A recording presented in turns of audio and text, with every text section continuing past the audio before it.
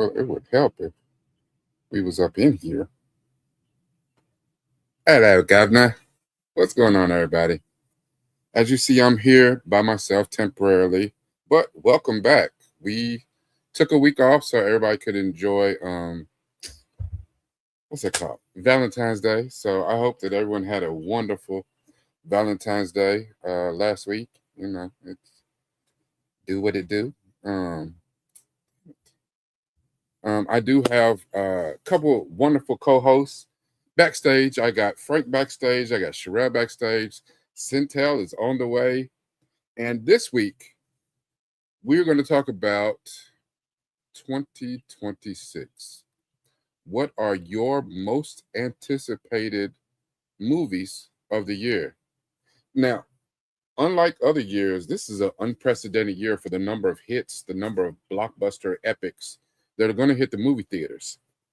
The list I put together a list of 40 movies, and you were to vote on the top 10. We had probably one of the biggest turnouts in votes this week. So I'm happy about that. And I want to encourage everyone to continue to check not only my page, but Centel's page and our social medias so that you can participate in the votes. Next week's topic is going to be fantastic as well. But what are the top 10 movies that you're anticipating that you want to see? Now, when I say that you want to see, I think it's big to talk about in the movie theaters, because that's something I think, ever since not only since the pandemic, really the pandemic changed everything, and the movie going experience was lost because everyone was scared of, you couldn't be within 6 feet of people and all the germs or whatever, what have you, COVID 19, 27, 32, 45, 45, 47. Anyway, but we have gotten to a time that these movies that are on this list really are inviting you or welcoming you back to the movie theaters. Some of the casualties of COVID, the first Dune movie was released on HBO Max. And if you've seen the first Dune movie, you know that whether you really, really enjoyed it, or some people like, it's not really for me, it wasn't as good as Dune 2 was, it should have been seen in a movie theater. That's like the first time you ever saw Titanic and you watched it on a 37-inch TV in your bedroom. That ain't it. That ain't it. That needs to be seen, heard, felt, experienced in a movie theater. And there's just some movies that are like that. I mean, it's great. I have in my past had home theater systems that could whoop the best of them's ass, outside of you built an actual theater in your house. But there's some movies that have to be experienced. For one, I saw Sinners. I've seen it at home. Still as good as the first time I saw it. I went to a regular movie theater here in town and saw it. It was good. But the first time I saw it, I drove to Indianapolis, which is an hour and a half, 2 hours away from me. I'm in Louisville, Kentucky. I drove to Indianapolis because they have one of the 7 or 10, I think, one of the 7 IMAX 70 millimeter projection theaters in the country. So I drove to Indianapolis, got tickets, opening weekend, drove to Indianapolis to see Sinners on 70 millimeter IMAX, the real IMAX. I can't even begin to tell you the difference in the movie experience that was. That was, and and it helped that the movie was phenomenal as well. But the sound, the visuals, just how it was presented in letterbox, and then there are some points where, and you've seen the stuff, where it grew to the entire size of the entire screen, and the screen is like 3-4 stories tall. It's an experience that cannot be mimicked. And that's what you want. You want a movie that invites you, that begs you, that demands you come to the movie theater and experience in all its glory. So that's what we're talking about this week. All right. I am not going to belabor this. I know that Centel's on his way. He had a previous engagement. Him and MC were doing some stuff, and that is wonderful. Yes. You know what I'm saying? Black love. Gotta love it. I do have a few people in the back that I'm going to bring to the stage now. So I do have the wonderful Frank and Sherelle. Hey. Hey. How y'all doing? I don't know why that tickles me so much that Sherelle, you just jump out your hey. Because I almost, it's like I can see your face. You're like, hey. How y'all doing? I'm doing good. Outstanding. I'm good. I'm just I don't know. This list of movies, some of them that I went through, I was like, why? But why? So yeah, that's how I'm feeling right now. So there's more movies, of course, you know, that are coming out this year, but of the movies that are gonna hit the theater, that list of 40 was about the full list of epic movies that still, because there are a few that are not on the list because they've already hit the theaters, so we've past those. But of what is still left for the rest of the year, those are pretty much some of the biggest movies. There's only one that I think I missed, and that's only because I just found out about this movie, and I am so over the moon about this movie. I don't even know what to do. I can't wait to see it. Have y'all seen the trailer? I know, Frank, I know you saw it, I think. Sherelle, have you seen the trailer for this new movie called Is God Is? No. Oh, shit. You know, we can't show it in here, but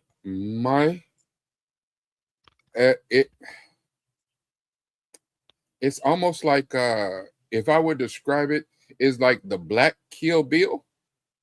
Well, I remember you guys talking about it, but I did not. Without so much of the karate stuff, but it's a revenge picture, and it is. Oh, the cast though. Oh yeah, I'm watching that movie. I don't even care what it's about. Wait. Listen. You see the cast. The cast is phenomenal. That's like the cast. But the cast I'm telling you. Once you watch the trailer, you can be like, oh, listen, I'm getting in line tomorrow. This movie is Black Excellence for 2020. Oh, hey, Sterling K. Brown could do no wrong. You know how good the trailer is? The trailer, they used a Beyonce song in the trailer. They know. They know it. All right, and late to the party, but always on time. Come on up the stage, Centel. Yeah, I was late. Listen. The little lady was like, "You taking my ass to dinner," and I was like, "You right." So I texted. I texted Kai. Just say yes, ma'am, and keep it pushing. Exactly. I texted Kai. I was like, he seen me. I was like, hey man, we wrapping up. I'm trying to get out of here. Listen. All I knew was you not about to get me in trouble with you. Listen, you take your time, sir. Listen. Whenever she was through with you, what she do like Anderson Paak thing, now release me. That's what she did to you. That's what she did. Now release me. Yeah. Yo, but I can't lie. I was on the freeway driving. I was sitting in corners. Yeah. So I got this live I got to get to, man. I'm happy to be here. That's all right. Fred, Sherelle, what's going on? What's going on? Hey. I was explaining to Sherelle, she's just now finding out, and I was telling her she needs to watch the trailer. Unfortunately, we can't show it here. Okay. To that special movie we just found out about called Is God Is. Oh, Is God Is, yo. I was like, I don't even care what it's about. I'm just looking at the cast list, and I'm like, wait a minute. Once you see the trailer, you won't care. Once you see the trailer, you gonna be like, oh, this is my movie right here. Is God Is looks like it's gonna be some fire. Yeah, I'm all in. It's almost like when I saw the trailer, I was like, ooh, this is a Sherelle movie right here. This is a Sherelle movie. We shall see. We shall see. I probably will watch it just like I said because of the cast, but we shall see. Yeah, it looks phenomenal. Yeah, and the cast. Some of these other movies I did watch the trailers for, and I was like, but why? Why? What are we doing? Well, I mean, it's a couple of them. I'm not gonna lie, I got like 38 degrees of hot. I was like, what the fuck is this and why? But you know, and to be fair, and I guess one of the things that I try to do when we do these live streams is I try to do stuff that doesn't just appeal to me. I know that when it comes to some stuff, I'm just weird, and I like what I like. You know what I'm we saying? like your weird, man. I like what I like. You know what I'm saying? Yeah. But I understand that there's a broad spectrum of people that like all sorts of things. So I want to appeal to all people, especially when they go in to vote and saying this is what appeals to me. And it's like, you know, because you never know. There might be something that appeals to somebody else. I'm like, I never knew that. Maybe I'll check that out. No, I thought your list was pretty thorough, man. So much so, we had both put kind of like our own well, hey, check this out on our own YouTube pages and stuff. I want to say I'm checking it as we speak. Well, hold on. This definitely got one of the largest amounts of votes that I've seen in quite some time. Hold on, let me check. Posts. Yeah, so I put it in there. I put my top four. What I thought it was. It had 3.1 thousand votes. Regarding it, so I was like, oh, we're gonna get a nice, cool little turnout for this one to kind of like maybe shake it up a little bit, because sometimes the votes be skewed in a way that make me want to scratch my head about some of y'all, some of y'all that consider yourself cinephiles. So we'll see. So tell me how you enjoyed Citizen Kane. Yeah, I know. I haven't seen it. I know. I'm putting. I was like, damn, even I've seen that. I haven't seen it. You know, I ain't seen it. Of all the people in this group right here, I'm the one that has seen the least amount of movies, and even I've seen that one. No, but that's a good thing. That's a good thing, because now you get to sit and watch greatness again as an adult. You know, context is a lot different when you see stuff when you're a little bit older. Now, here's something that I just want to bring a quick light to, and thank you so much, AJ9302. What's up, everyone? Just watch your reaction. 22 Jump Street, a very entertaining one and funny. Yes, we had a great time. We had a great time with that. Good. But you watched, because you didn't watch 21 Jump Street with me. You watched with somebody else, right? Yeah, Sherelle. Yeah, Sherelle. Okay, yeah. Oh yeah. No, we watched the first one with Sherelle. Yeah, I know. When you watched, I was like, that's a good one. That is just a good franchise all the way around. I hate that they didn't make it 23, but then again, quit while you're on top, right? Yeah, sometimes you got to quit while you're ahead. Sometimes they don't need extras. Yeah. When movies get to the 5th and 6th and 12th, you like, dude, chill out. It's fine. But I love the fact that at the end of that, they kind of made fun of that. They had it was up to like 40 Jump Street or something. Like, a whole bunch of ridiculous ass premises. Like, I was like, yeah, this is great. All right. Let's take a look at this just real quick while we're here. That was a really good list you made. So for everyone who did not see the list, let's just take a look at it real quick. Broad list. Yeah. It was a broad list. So, all right. So the top 10 most anticipated movies of the year. And these are movies that still have yet to hit the screen. So we had Scream 7, Digger, and in case, and that's with a D. So don't get it twisted. Don't be trying to throw nothing out there. Oh, I thought it was no, you didn't. Don't do that. Don't do that. Don't do it. You never know. Yes, and that's a hard R on there. So don't. You never know it's Tom Cruise. Don't get beat up out here in these streets. So, but I was saying the movie name. No, don't do it. Yeah, and that is a Tom Cruise movie. The teaser looked interesting, but I don't know what the hell. I don't know. You know what's going on, right? Yeah, I was like, so Star Wars is back on the big screen with the Mandalorian and Grogu. The Bride, which is actually the Bride of Frankenstein, with Christian Bale, and I can't remember her name that's in it. It's the trailer looks very interesting. Yeah, it looks interesting. It really looks interesting. Lie, even for me, it was interesting. Yeah, that's like Jake Gyllenhaal, right? Jake Gyllenhaal. And what? Yeah, Jesse Buckley. Yeah, and Maggie Gyllenhaal, who was the director and the writer. Maggie Gyllenhaal, solid. Maggie Gyllenhaal. We say Jesse Buckley is the woman playing the bride. Jesse Buckley. Yeah. Okay, and I know Christian Bale is playing. Jake Gyllenhaal and Christian Bale. Yep. Yeah, Christian Bale is playing Frankenstein's monster. I always get that he's not actually Frankenstein, but all right. Dune Part 3. So continuing with Dune, Denis Villeneuve. Yeah, Denis Villeneuve. I would have to watch the other two first. I know. It I just still haven't seen the second one. See what she be doing? None of Sherelle, them. why won't you let me kidnap you? Why won't you let me kidnap you? Let me kidnap you. We just need to kidnap her to the Discord. She needs to watch these. Listen, I gotta go put this in my notes again. Yeah, look what you done did. Listen, yeah, we got to watch that, Sherelle. Like, I haven't seen the second one yet. Wow. See, I'm not alone. what's happening on here? Gosh. The crazy part about that is when you guys did the series, I watched part of that with you. So you watched the Bene Gesserit without knowing any of the backstory? Yep. Oh my gosh. Interesting, which made me think I might actually enjoy the movies, but I was like, I don't know what's going on. Oh, dude's amazing. That movie, I just wanted to hang out those days. That's all. Yeah, dude, believe the hype. Dune is amazing. All right, so we have my top 4. Narnia coming out, and that is being done by Greta Gerwig, right? I have stipulations. Is Greta Gerwig the one who did the Barbie movie? Yes. So she's doing Narnia. I have stipulations. Hello. I'm a fan of Greta, so I watch pretty much damn near. Yeah, and from what I understand, it's not anything like the other movies that came out. And are we starting at the beginning of the book? That's all I want to know. I think started at the beginning of the book. The cast looked much younger. The cast was much younger. The four. So we started Magician's Nephew. I'm good.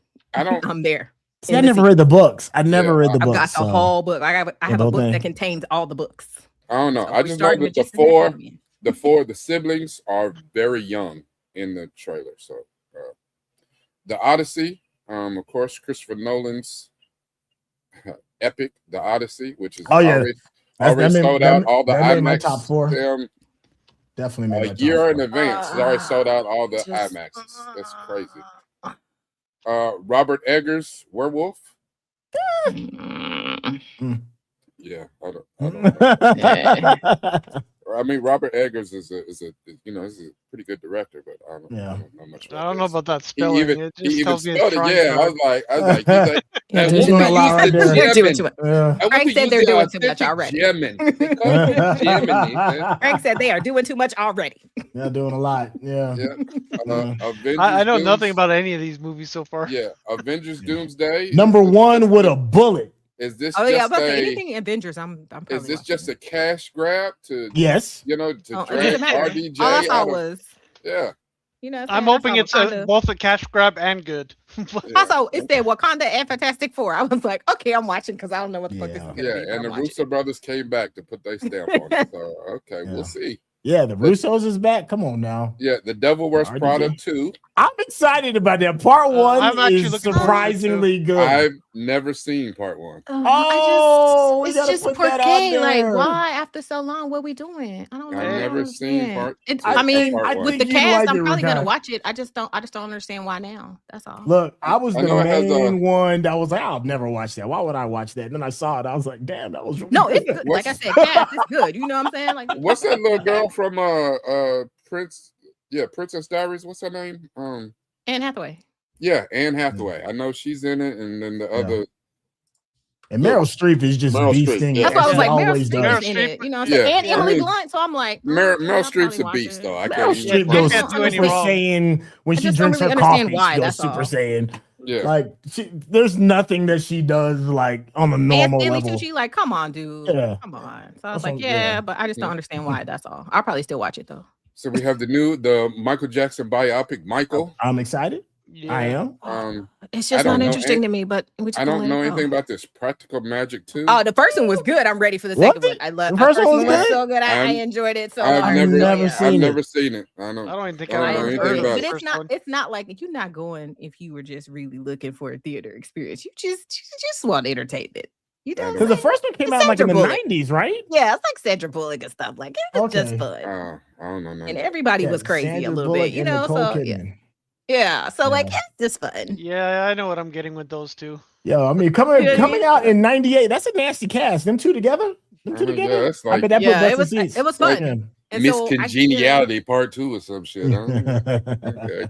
So I enjoyed it, but you know what else. So the Moana live action. Why? Why? I don't know. I don't know 'Cause because they're doing that with all the Disney movies. But I can't lie. I Why we love need a the live I action love of the The Rock cartoon. is reprising his role in live action as Maui. Mine is I they just have I have one. They have a wonderful little girl that's doing She's gorgeous. the link. But why they whitewash her lead hair part. though? I'm just saying. They ain't wash her hair. What? They whitewashed her hair because I've seen the picture of that girl with her natural curls, and they straightened it and put some little ringlets at the end. Why did you make her hair white? For real? What we doing? But I'm sorry, that's a personal opinion because my favorite thing about the animated Moana was her freaking curls. And so you found a girl who has those curls in real life, and then what you do to them? Oh, okay. Okay. What she said? I was in my feelings about that one. Great. I see. Mortal Kombat 2 finally being released to the theaters this time. I enjoyed the first one. HBO Max. I didn't see that. I'm gonna wait till streaming for that one. The first one was. I'll wait till streaming. I liked it. I mean, it was a better movie than the originals, but the originals had a why I better. The originals, the '90s ones, had a better feel. That techno soundtrack, like it drove the movie. And all that terrible acting. I forgot about that. That if you didn't have that. That was one of my main complaints about the one that came out of HBO. I was like, nah, how can they not bring back that theme is iconic with the movie? Don't give a shit. It is. No lies being told right now. No lies being told. All right, Toy Story 5. We're back in the Toy Story universe. I don't know. Look, I ain't like that Woody, Toy Story movie. Woody got a hole in his natural, dog. Woody got a hole in the back of his natural. I think that's hilarious. I've never liked the Toy Story movie, so I I'm didn't not see the last one. So Toy Story 4, I never saw it. Again, I don't like that. I don't like that. I was like, yo, you need a crayon on the back of your joint, man. Not a crayon. That's what happens when you have toys for a long time. He needs one of them markers. Yeah. All right, so let's go through this. So Project Hail Mary. I'm excited. Blade of the Guardians. Yes, but all I gotta say is if little dude die, I'm out. Sorry. Who in Project Hail Mary? The little rock guy? Yes, he died, I'm out. I felt like, because I don't know, even in the trailer, I felt like they're gonna take him out and I'm gonna cry. So no. Hey, ain't Ryan Gosling, ain't he from America? That's what we do. We kill shit. We shoot first, shoot second. I mean, I kind of wish it was somebody else other than Ryan Gosling, but I'll take it. Look, they was like, we almost put Jared Leto in the movie. Like, yeah, I agree. I would have enjoyed that. Ugh. Blades of the Guardian looks interesting though. Yes, it's a Jet Li movie. I did not know that Jet Li was in it.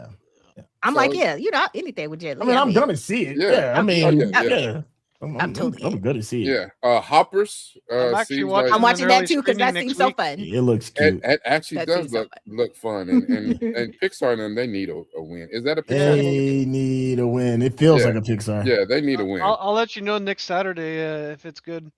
Oh, okay. Yay, please do. I want to watch it. It seems adorable. War Machine with Alan Richardson. Why? It looks good for a Netflix movie. For a Netflix movie, it looks good. I think it's more the concept for me. Yeah, and I put this on here before I realized it was a Netflix movie, but I left it because there's been a lot of response to it, and people want to see this. So that was one of the big things in the comment section. People were really gassing up War Machine. Yeah, that's the only reason why I left it on the list because I know it's a Netflix movie. It's not coming to theater, and I just did this entire spiel at the beginning about going back to the theater. So, all right. I think I'm sick of the concept, so that's why it's not interesting to me. I think I've seen too many movies with that concept. But I understand. That's all. Evil Dead Burn. New Evil Dead. I mean, the reboots have been pretty good. The reboots have been pretty good. Can I get a synopsis, please? Lots of blood. Lots of blood, lots of killing, and demonic. I'm gonna synopsis demonic right there, the title. Evil and Dead. I'm out. Yeah. All right. Demonic AF. But there's some other ones in there. Yeah. Spider-Man Brand New Day. Oh yeah. I was surprised of how low the votes Spider-Man Brand New Day got. First of all, it made my top 4. It made my top 4. It's got Mark Ruffalo, so I'm watching it. Just saying. Oh, I love you him. like Mark Ruffalo, huh? He's adorable. Everything he's in is absolutely adorable, and I'm watching. It's funny because a lot of folks think he's annoying. You don't really hear a lot of people that really like him. Okay. He makes me so happy. On the poll on my page, that Spider-Man Brand New Day pulled up dead last too as well. Yeah, it was last on mine. Yeah, it was last on mine. I didn't say I'm watching it for the movie. I said I'm watching it for Mark Ruffalo. Let's see, Ready or Not 2. I want to see it. I still need to see the first one. I haven't seen the first one either. Yeah, I haven't seen the first one. Now I am excited about this. I would be pissed though. I'm not gonna lie. If I was the main character in number 2, I would already be pissed. Get movie jacked again to do this shit again. Like again. Now, is it thriller or is it horror? Is it thriller or horror? It's both. Okay. And it's also kind of dark comedy-ish too. Okay. Just like they call wait a minute. You've seen it? Hey, Rakai. Sherelle seen it. Sherelle says if you don't mind, she won't even watch Sinners. She won't even watch Sinners. Yeah, that one's okay. I could do that one. I might watch, but mostly because I felt like as the main character, I would have been pissed. So I'd have been like, "Let's kill everybody." But yeah, and then based on that, I guess I don't know if it's close to really or not, but I am excited about this just because it's Zazie Beetz. They will kill you. Zazie, absolutely. It's the same kind of feel as in my opinion, it's the same kind of feel as the Ready or Not. Yeah, that's what I thought when I saw the trailer. So I can do that. This feels like that other movie. So, all right. No, I'd be pissed in that one too. I'm like, what everybody just trying to kill me for no reason? Yeah, and that makes it superior already. Exactly, it's already a better movie. Yeah, she's adorable. But why is everybody trying to kill everybody for no reason? Like, what are we doing? Because we live in America. What you talking about? America's like, let's just show the world who we are. Part of our pastime. Super Mario Galaxy. Oh, excited about that. That first one was so good. I haven't seen the first one, so I don't know. What? No. Hey, when you going? My baby went to see it in the theaters, but I didn't go with him. You need to let me kidnap you. Yeah, I mean, okay. That sounds so wild, but no, it'll be a triple nap because it'll be me and Michael Clare kidnapping her. Okay. Yeah, look, I see the smile on your face too. I see the smile on your face. Hey, if you know MC's there, I'm always there. I told you we're best friends. She don't know nothing about me, and I feel like we're best friends. Exactly. All right, what's next? Masters of the Universe. Oh, it's gonna be awful, and I'm gonna watch it. I feel like it's gonna be so entertaining. It's gonna be so bad. I was looking forward to it. Something tells me this actually gonna be good. No way. Because it's Idris. I'm saying Idris is in there too. So see, that's the path that leads to disappointment when you think something like that is going to be good. I mean, come on now. We got the 1984 one. Like, there's not a whole lot of, it's not a whole lot of hope for it, but it looks decent. So I was excited until I heard Jared Leto. They're the Leto. only people that had enough sense to put Jared Leto in full makeup so we can't see him. So shit, this probably gonna be one of his best acting jobs. That's probably the only thing that's gonna save him. They're gonna find a way to take it off. You have to trick people into thinking that he's not in the film. Because if you tell people, ain't nobody gonna show up. They're gonna find a way to take it off his mask, though. They're gonna find a way, like an origin story where before he got the skeleton face. Oh God, no! Why? How does he keep getting away? I y'all hate Leto. How does Jared Leto keep getting away with it? I think I'm the only person in here that doesn't mind him. I don't mind him. Oh, you're a female. Yeah, I don't mind him. I mean, listen. I feel every time I see him, I feel like Nina it Brown. Ain't like Hugh Grant. I mean, he don't make me feel the same way as Hugh Grant does. It's pretty motherfucker. Yeah, that's exactly. You sit your $5 ass down before I make change. Yes, I feel it. Someone, bitch. Yeah, he was great in Fight Club, but that's only because he got his ass dragged in Fight Club. Wow. And then I heard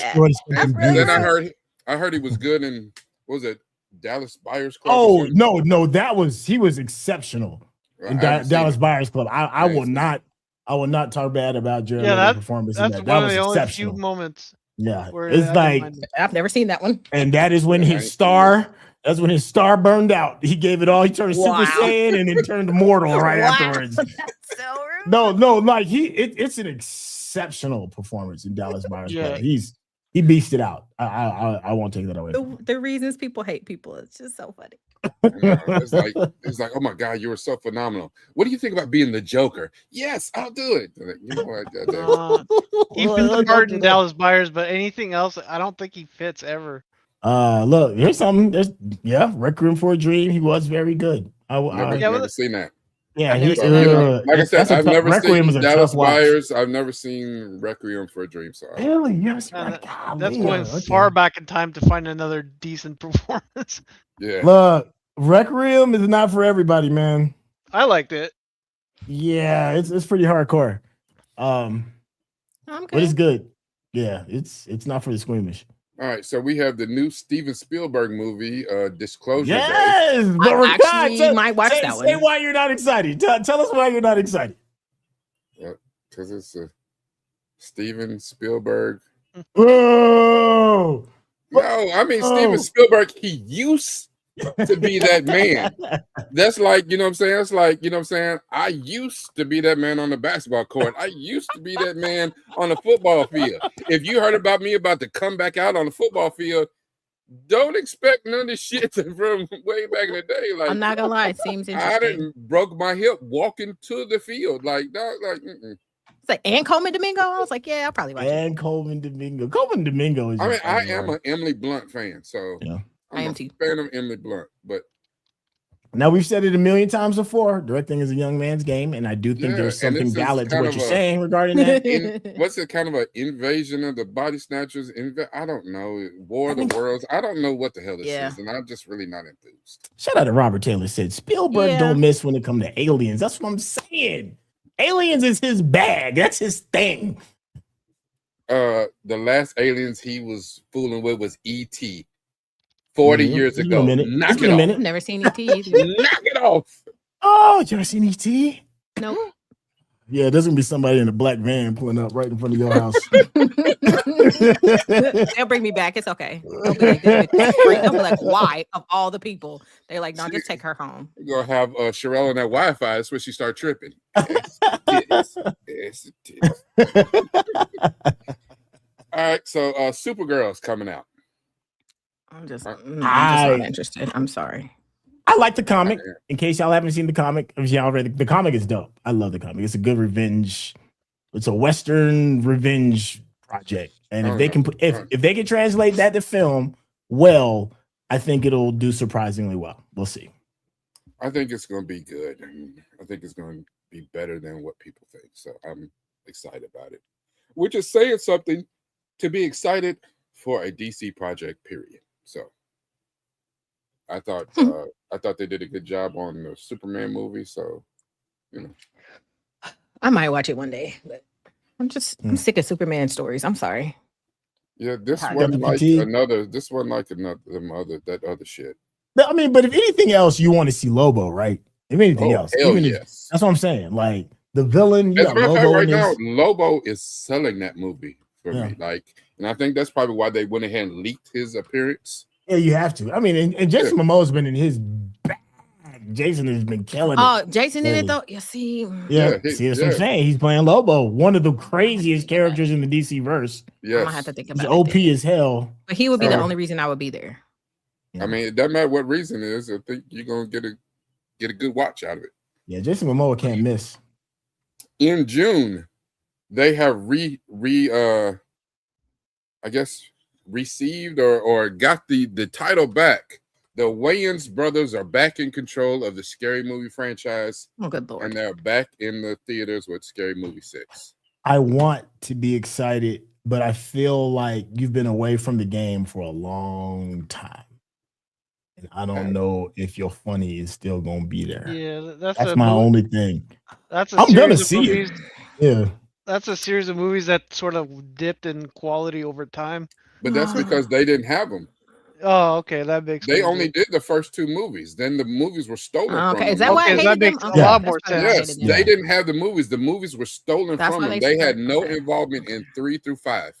All right. Wow. Then I'm more on board. I wasn't interested. Yeah, and that's why they said that because Damon Wayans, not Damon, but Marlon said they're the ones that came up with the entire concept, everything. That was their movie. And Harvey Weinstein stole it from him. But here's the thing: like the world has changed so much. But I listened to an interview with Marlon, and he said, "But because the world's changed so much, and because of the amount of content that's come out, he said, yeah, we ready. I mean, and you got to think about Marlon has just really gotten funnier. Marlon's gotten better. He's done a couple stand-up." Stand-ups that were actually, the first one was outstanding. The second one was pretty good. He was a little bit more emotional. But remember, when he did these movies back then, he wasn't even doing stand-up then. He had been afraid to do stand-up because Chris Rock then scared him off the stage for 20 plus years. He's gotten better. Now I don't know about Sean. I don't know what Sean's doing, but Marlon's gotten better. Yeah, his stand-up has, but here's the thing. It's like trying to remake like All in the Family or Archie Bunker or Married with Children. Like they were projects of their era and they fit exactly in the space of their era. Scary Movie came out in 2000. That was a quarter century ago. A quarter century. The world and how they see humor is so different. Like if you would have put the original Scary Movie out today, it would probably be people would be so offended and can't believe they did that. And that's what I'm saying. That's where I think the problem is the things that made Scary Movies like White Chicks. Can you imagine if they put White Chicks out today?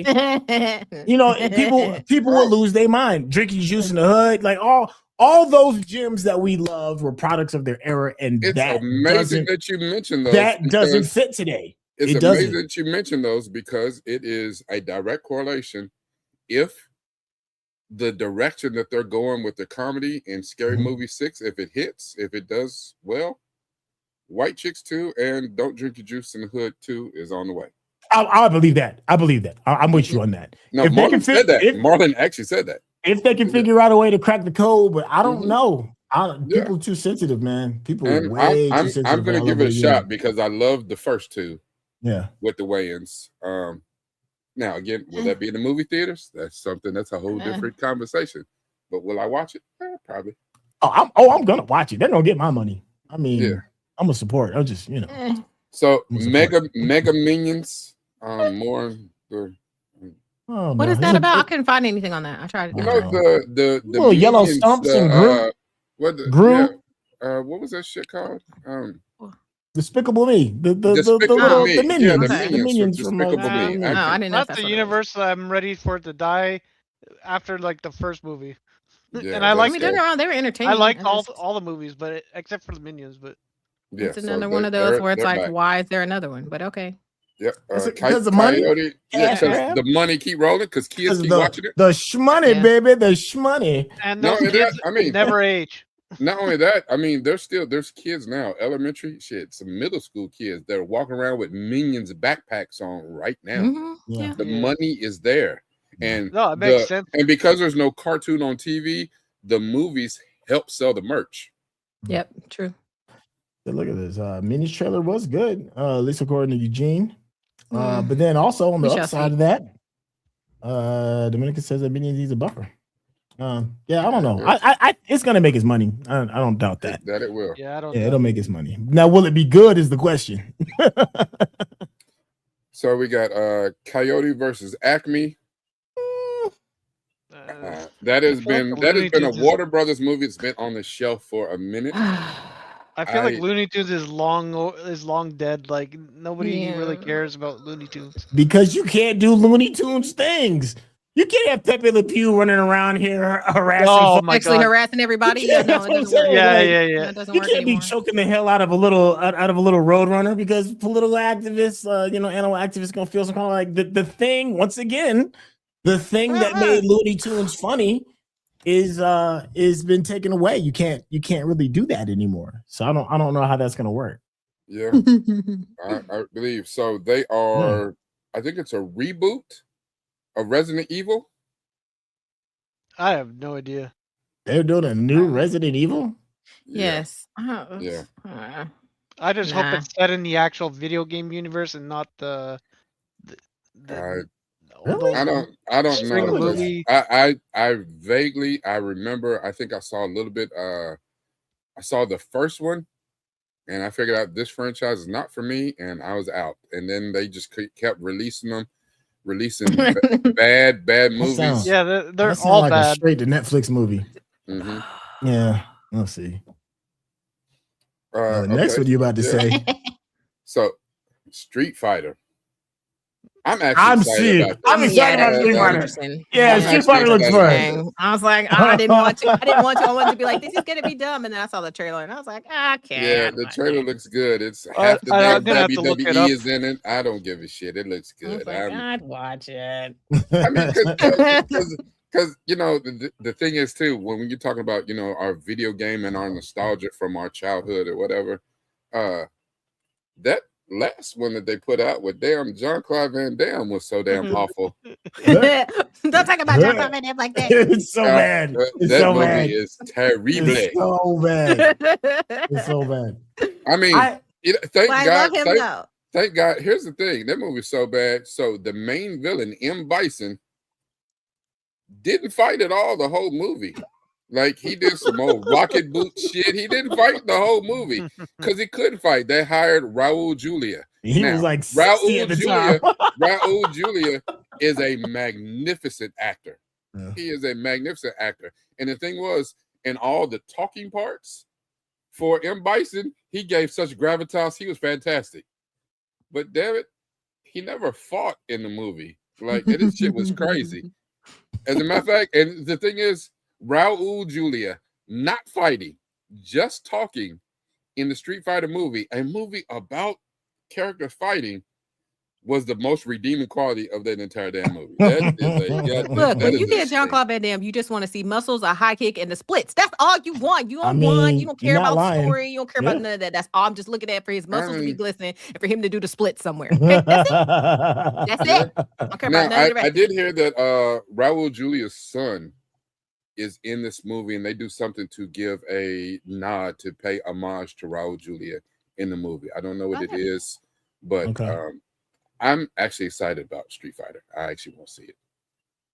Clayface, which is a DC movie. Clayface is one of the villains in Batman's Rogues Gallery. She's not a Batman fan. However, this Clayface, I think, is like a horror movie. Isn't it? Nice. Yeah. Okay, I'm more interested in it now. I think they're doing it as a horror that makes me less movie. interested.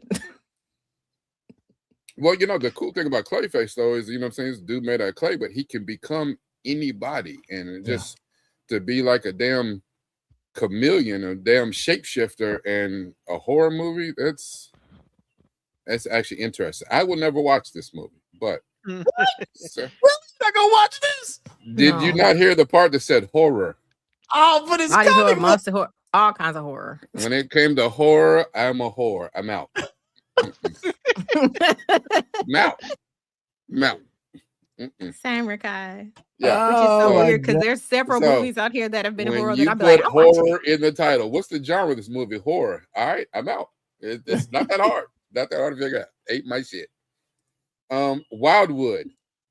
That I just heard about. And the only reason that is interesting is because I think the same studio that I don't know about this one. The same studio that did Coraline. Oh, really? Well, yes. Yeah. I don't know. It feels like it's almost a lost art. I have to watch. And that's why it might be interesting. I think it's probably going to be one of those ones that picks up steam after it comes out. Probably word of mouth on it is going to be good. I don't know. Not in the theaters for me. But I mean, to tell you the truth, even though as good as I heard it, I've never seen Coraline. Really? Oh gosh, it's been so long, I don't remember it. Oh, okay. Oh, and thank you for that. Same director as Kubo and the Two Strings, which I loved. I did. Kubo and the Two Strings. I have no idea what that is. What is that? It's good. Brilliant. You should check it out. It is good. It's really good. Is it emotional? Because I'm not doing it. Yeah. I'm not gonna lie to you. I'm not gonna lie to you. I'm not in the mood. I don't know. I don't want to watch heartstrings. emotional stuff this year. I just want to watch stuff blow up and people get punched. Like, that's it. That's all I really want. It'll pull at your heartstrings, but only 2 strings. I see what you did there.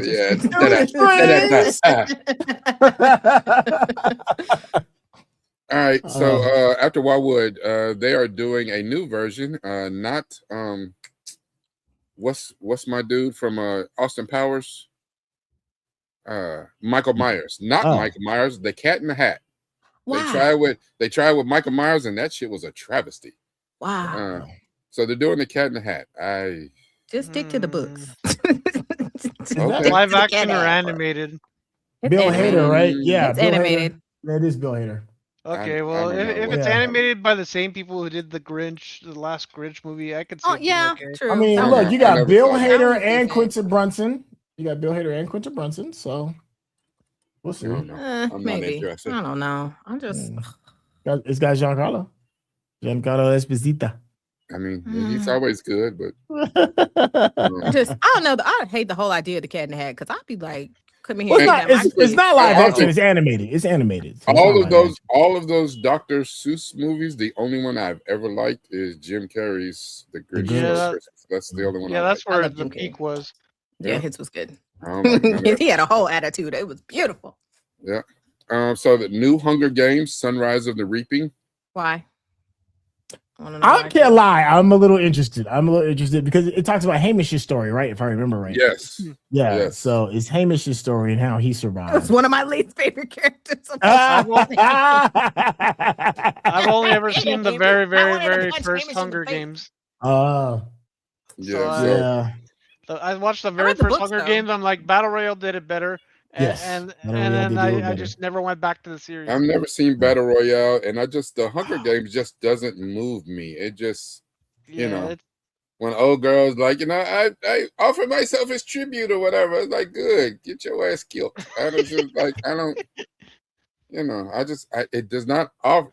The thing I think I liked about the Hunger Games the most was it the second one? When they were doing the introductions and her dress changed in the fire or something, I was like, all right, that shit's cold-blooded. But beyond that, screw the rest of that shit. And that one girl that always walked around naked, like she was just way confident. I was like, but of course, I guess it's a kids movie, so I was like, well, shit. That's funny. Sucks. All right, so they are going back to the well again. Fokker-in-law. Yeah, that would really surprise me. Yep. See, that's what I mean. Why are we some of this shit? It's like what there's like what a 10-15 year gap between now and the last one. Yeah, I mean Bobby D's back. Somebody come up with a new story, please. Bobby D and Ben Stiller back. Yeah, Bobby D and Ben Stiller back. Yeah. Well, it wouldn't work without Ben Stiller. Let me see. But look, we got Owen Wilson's in it, Ariana Grande's in it. Those are like the other main two. Yeah. Okay. So we'll see. Sure. But that's like I'm just thinking of all the movies that aren't getting made that I'm like, where are those movies at? I mean, there's so many stories that I'm like, this could be a great movie. They're like, I'm gonna bring this up in just a second. So Ice Age 6. No, yeah, that's another. But then for kids, they made so many of these damn Ice Age movies. Boy, and they all make money. There ain't even no more damn ice. They in regular ass weather now. They on the beach. They in Florida now. It's like, oh, there's so many. It's like, what's the point? Don't get me wrong. I enjoyed like the first like 2, and then after that, I was like, I mean, all the hitters are there. Dennis Leary's back. John Leguizamo's back. Simon Pegg's back. Queen Latifah's back. Ray Romano's back. Then again, they got all the hitters. All the hitters are back. I don't think I've seen anything past 3. I think that was the last one I said. I ain't seen nothing else. Shrek 5. I'm watching it. I don't care. I'm watching it. I don't care what it's about. Shrek can do no wrong for me. But they did all that, and then they added Zendaya. Yep, I'm in. Here's the one thing, because I think his I don't know if it was Icarus and he flew too close to the sun. I don't know, but I think Michael Myers is an unappreciated comedy dude, and I want to see him win. He took some big swings and failed tremendously. Yeah. And he had to go sit his ass in timeout for in the corner. 10, 15 years. So and then he hid behind animation and made more money. He made more money with Shrek than he did with any other franchise. So yeah. Sometimes but they're always it's always good. Not gonna lie. Yeah. So. And of course we got that shit. Him coming back to Shrek, and actually I would love to see a new Austin Powers, but that's me. Yeah, once again, I don't think you can do Austin Powers now. I know you probably couldn't, but which is sad. It's so Let's say, and we got Cameron Diaz back too. Yeah, I'm trying. Cameron Diaz is back. Mike Myers. Because Cameron doesn't even act anymore. Like, no, she does not. No, she just did that. She did that Netflix joint. Like a year ago. Jamie Foxx. Yeah, that's true. That's true. But that was kind of a special thing or whatever. She came out of retirement to work with Jamie Foxx or whatever. Because that was the late 90s in a chokehold, boy. That was the one he got sick during the filming of that. Yeah. That was the one? It was that Yes. film? Uh-huh. Oh, Yeah, I didn't realize it was that film. Okay. Is it Back to Basics? Back to something. Yeah, I think it's back. And then the last one on here is I Love Boosters. I'm just watching it because it's Kiki. Yes. Yes, Kiki. Yeah, I'm with you on that. Just because of her. And the fact that I was like, why you always stealing? She could have been stealing in every movie you in. And the trailer looks fun too, though. The trailer, it was a good trailer. Thank you for that, Eugene Johnson. I did not hear. But that's how quickly things change. You know what I'm saying? Because when I put up the list, it was still slated to come out later this year. So they didn't move it to June 2027. So hold on. Moment of respect. Yeah. Yes. R.P. Robert Duvall, James Van Der Beek, and everything. Yeah, you see the new film last film that James Van Der Beek did? I think it's called The Gates. Yes. Is this what it is? Yeah. I was like, damn, man, you gonna cast right after you just did that? Damn, that sucks, man. It looks interesting. It definitely looks interesting. Mm-hmm. Yep. And Eric Dane, I just got through watching. Eric Dane was on this Amazon Prime TV show that unfortunately got canceled after one season. Him and Jensen Ackles, called Countdown. It was kind of a Reacher-esque type of show. For whatever reason, though, it didn't find the audience it needed. So it was decent. I mean, it wasn't great, but it was decent. So all right. So hold on. Let me ask you before you get started, because I know we about to jump into the voting, right? Mm-hmm. Let me ask Sherelle and Frank. What were like your top four? Jeez, I don't even know my top one. Okay, all right. Sherelle, do you remember any of your top fours? I'm looking over the list right now. Avengers, Doomsday. Like I said, Narnia, if they start at the beginning. Okay. Hoppers. Hoppers made your top four. Okay. Yeah, because it just seems so adorable, and I'm here for it. And what else was it?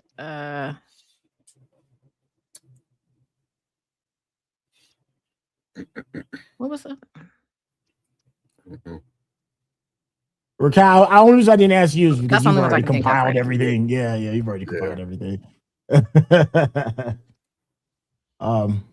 Okay, all right.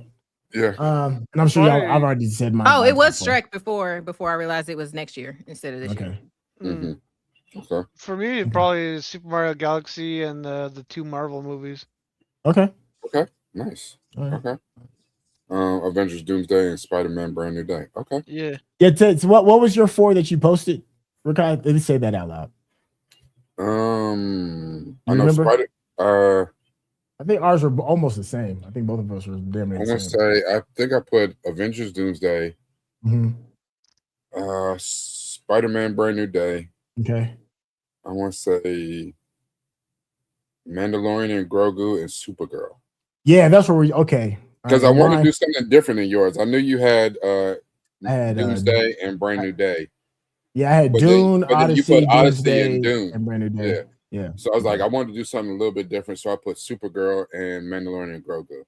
Okay.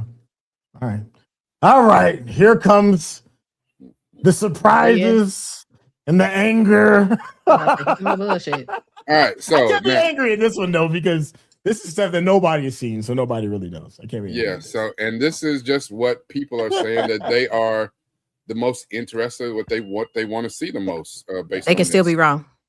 Oh no, yeah, they're definitely going to be wrong. Actually, the list. I love this. The list of because we only did top 10, so the list is not. It's not bad. It's not a bad list. And we had a nice little turnout. I was happy. We did. It's probably one of our larger turnouts. Yeah. Now, let me say this again, just so that everyone hears this. And there really should be no need to say this. Hey, we made it an hour in before. There really should be no need to say this. I am just the messenger. We are just the messengers. This is not my personal list. It's not Centel's personal list. It's not Sherelle's. It's not Frank's. These are not our personal take credit. Picks. So if it goes wrong, I'll take credit. Yeah, so when you come for someone in the comments, just remember this is what the people wanted. This is what they voted on. It's the people going. Yeah. Yeah. Okay. Okay. All right. Doomsday, Doom 3, Spider-Man. Okay. Just before we get started, just because I had to say, I just saw this and this is funny to me. Really? Wow. We starting early. Okay. All right. Wow. And that's why I have an adult beverage, because I already know how y'all Look, I'm trying to pass it.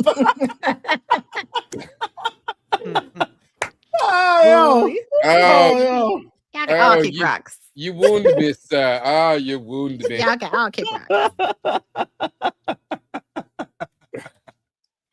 I love it. I love it. I love me. it. I All love right, it. hold on. Let me, Okay. just because this is funny to me. Hold on. He's for the streets. Oh my god. Hey, People. listen, and we just had talks about worst fathers. Who was a Oh worst gosh. father? Bella Swan's father. Worst daddy ever. Worst. He started off good though. He started off good for like a half a second. And you remember when we was kids? We was kids in the 80s. They used to actually, I'm not even lying. This is real. They used to actually have a commercial that would come on and be like, it's 5:45 or 6 p.m. Do you know where your kids are? Like they used to literally have commercials. And my mom would be like, no, she outside. She like, come on. Have you checked on your kids? No, they did not. Because we was in the streets. I'm so glad that they didn't. We used to literally get a ride back from across town, and nowadays I can't even imagine myself. So glad they didn't have cell phones back then. Listen, like there's an app called Life 360 that I be tracking my kids. Like I just sometimes every now and then I need to know that they are where they say they're gonna be. So hell, mine don't never want to leave. I'll be like, go somewhere. Damn. Yeah. Listen, I don't ever want to leave the house. No, nobody wanted to end up on the back of a milk crate. I'm so glad that there wasn't cell phones or none of that stuff back in the day. Because they need to bring back putting you only got back on the back of milk boxes though. That's a wild time. You be eating your cereal and you be like, damn, this one looking at somebody's child at home. Like, that's cold. Talk about a way to mess your breakfast up. I know we're going off on a tangent. My bad, Rakai. Go ahead. You got, then you felt bad about throwing it away. Because you didn't remember their names. Milk cartons, and I was indifferent as hell. I was like, shit, couldn't be me. I used to feel bad about throwing it away because, I didn't remember their names. And you know why everybody read it? Because nobody had a phone to be distracted. Like, you eat your breakfast and you read what was in front of you. So. But you remember, that's what they used to put all sorts of information. They put all types of shit on cereal boxes. Yeah. You sit there and eat your cereal and read the box. And read the ingredients. The Walmart I grew up in, they had a whole bulletin board with all the kids on it. I remember the good old days of reading ingredients. Yeah. Now it's all chemicals and stuff. This will make you go sterile for life. And Tacapacimate with what the heck? Yeah. Why do you make that? This will make you blind. This will make you sterile. This will make you incontinent. This in the state of California, this is known to cause cancer. You like just in California? Not everywhere else? Okay. Yeah. When you go across the border, it don't cause cancer over there. Just here. I'm in Nevada. I'm safe. The cancer be like, I'll get you next time. Just like when you watch, I couldn't stand when people be in scary movies, and for some reason they think when you run to your bed and get up on the covers, like, the monster cannot get me now. The covers have saved them again. You like, for real? That's what we doing. They not gonna check the covers for real. I used to believe that as a little kid. No, I can't lie. I really did. I'm like, if I could just get to the covers. Mine is always you got up under the bed, but you didn't have like a knife or nothing to at least stab at the ankle or something. I just felt that. Don't let them drag you out for no reason. What the hell? What we doing? What kind of magical Kevlar I blown up the whole covers are house. these? I took a forensic science class. I've been blown up the whole house trying to get rid of y'all. What do you mean? Mark said the cancer taunts you with the state lads. Oh man! All right, I'll get you. I'll get you, my pretty, and your little dog, and your little dog too.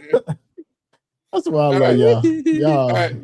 The first movie, number 10 on the list, oh Lord, is oh God. Here we go. Toy Story 5, number 5. Okay. Look at this. Wait a second. I like the little presentation with the pictures, though. Wait a second. I like the upgrade. I just want to set fire. You know what? Them the kind of toys that end up in the incinerator. Trying to do new stuff. So Toy Story 5 ended Toy Story 5 made number 10. Okay. Now here's the thing. Like I said, I never saw Toy Story 4. I'm pretty sure I saw the first 3, and then I was out. Why? And I'm sure and this I was going to bring up as we went through the list of 40. Okay. A lot of those, half maybe, I don't know, maybe not half, were sequels. Yeah, there's some sort of sequels or returns to the well. You know, Meet the Fockers. Why do we need that? When did we even give a fuck about the Fockers? You know what I'm saying? Like that was spontaneous too. Shoot. Yo, this franchise is 31 years old. Like, I don't know when the last time you've seen the original Toy Story. It's funny because Kyra was watching it like earlier this morning, and I looked at it, and the animation compared to today is terrible. Like, it's like, am I watching the Oregon Trail? Like, Toy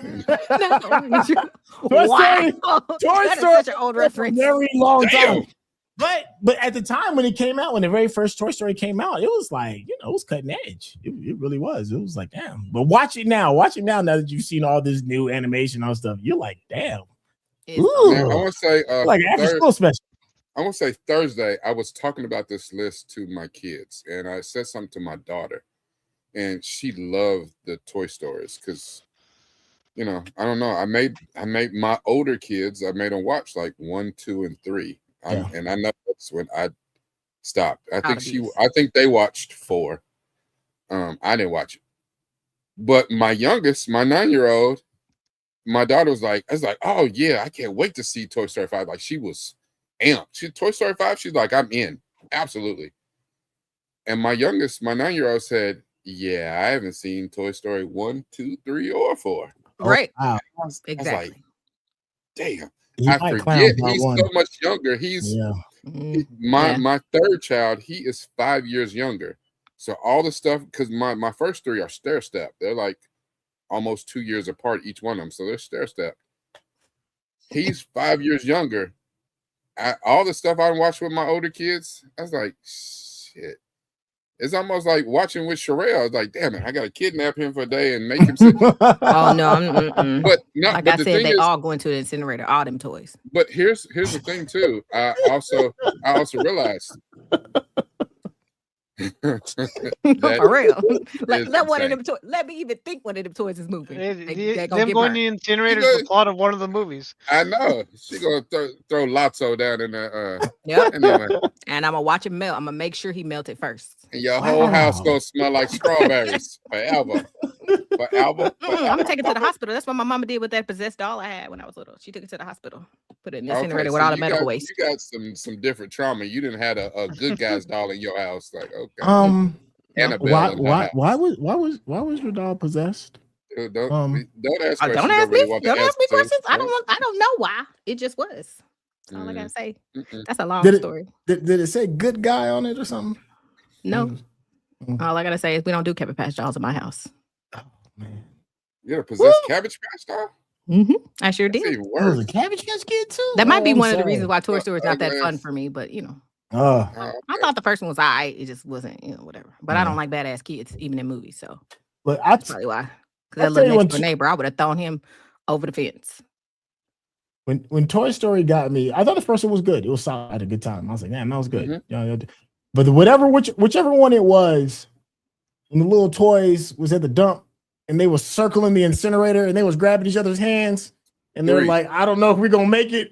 3. That's the one that got me. That's the one I was like, they really about to cook these kids. Yeah. See, if at least one of them got burned, I would have been happy. But that was the one that had me all in. I was like, all right, that was 3. But Lotso set their ass up for failure. I was out.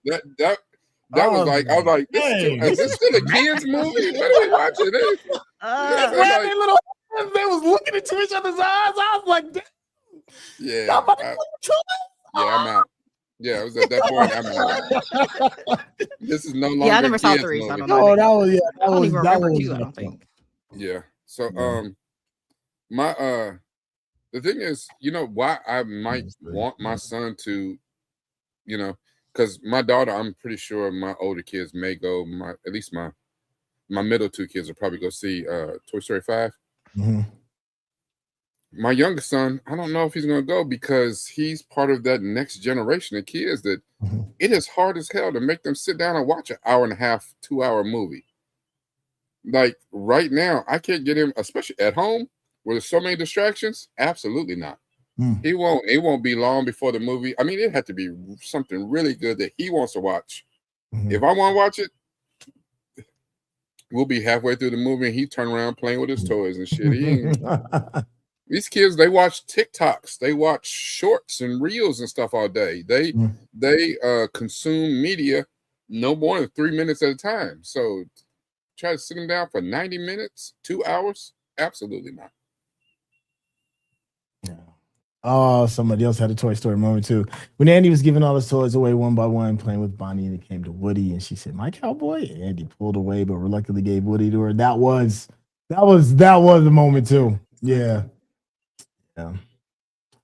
But you know what? It's funny that you what you were saying, Rakai, about how kids today, their attention spans are a lot different, because that is what Toy Story 5 is about. Because I don't know if it's the villain or the new friend or however they're gonna do it, but it's an iPad. You know, and it, short form content and quick stuff, and ain't nobody trying to play with Woody. Which is probably what's going to make it. It's probably going to make it a very good movie. It's going to have its own social commentary. Yeah. That the kids are probably not going to pick up on. It's probably going to be us that gets it. But I'm gonna tell you, this is how I know another reason why I think I'm gonna support it, just because they kind of know their audience. Don't say it. They put a moonroof on Woody, dog. Yeah. He got a hole in his natural. Yeah, I had to go there. They made Woody bald, dog. And they said something that was like, "Yo, Woody, you need a marker on the back of your thing, bro. Your joint that is means leaning." he old. That's all that means. Your joint is rolling back.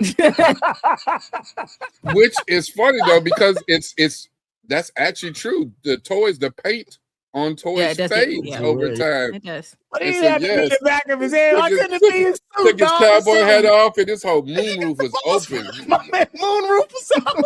Oh God! I was like, oh, yeah, they come right after us. That really hurt, man. They had to do me like that. I'm sorry, brother. I can't. I hate you, bro. Look. He over there like.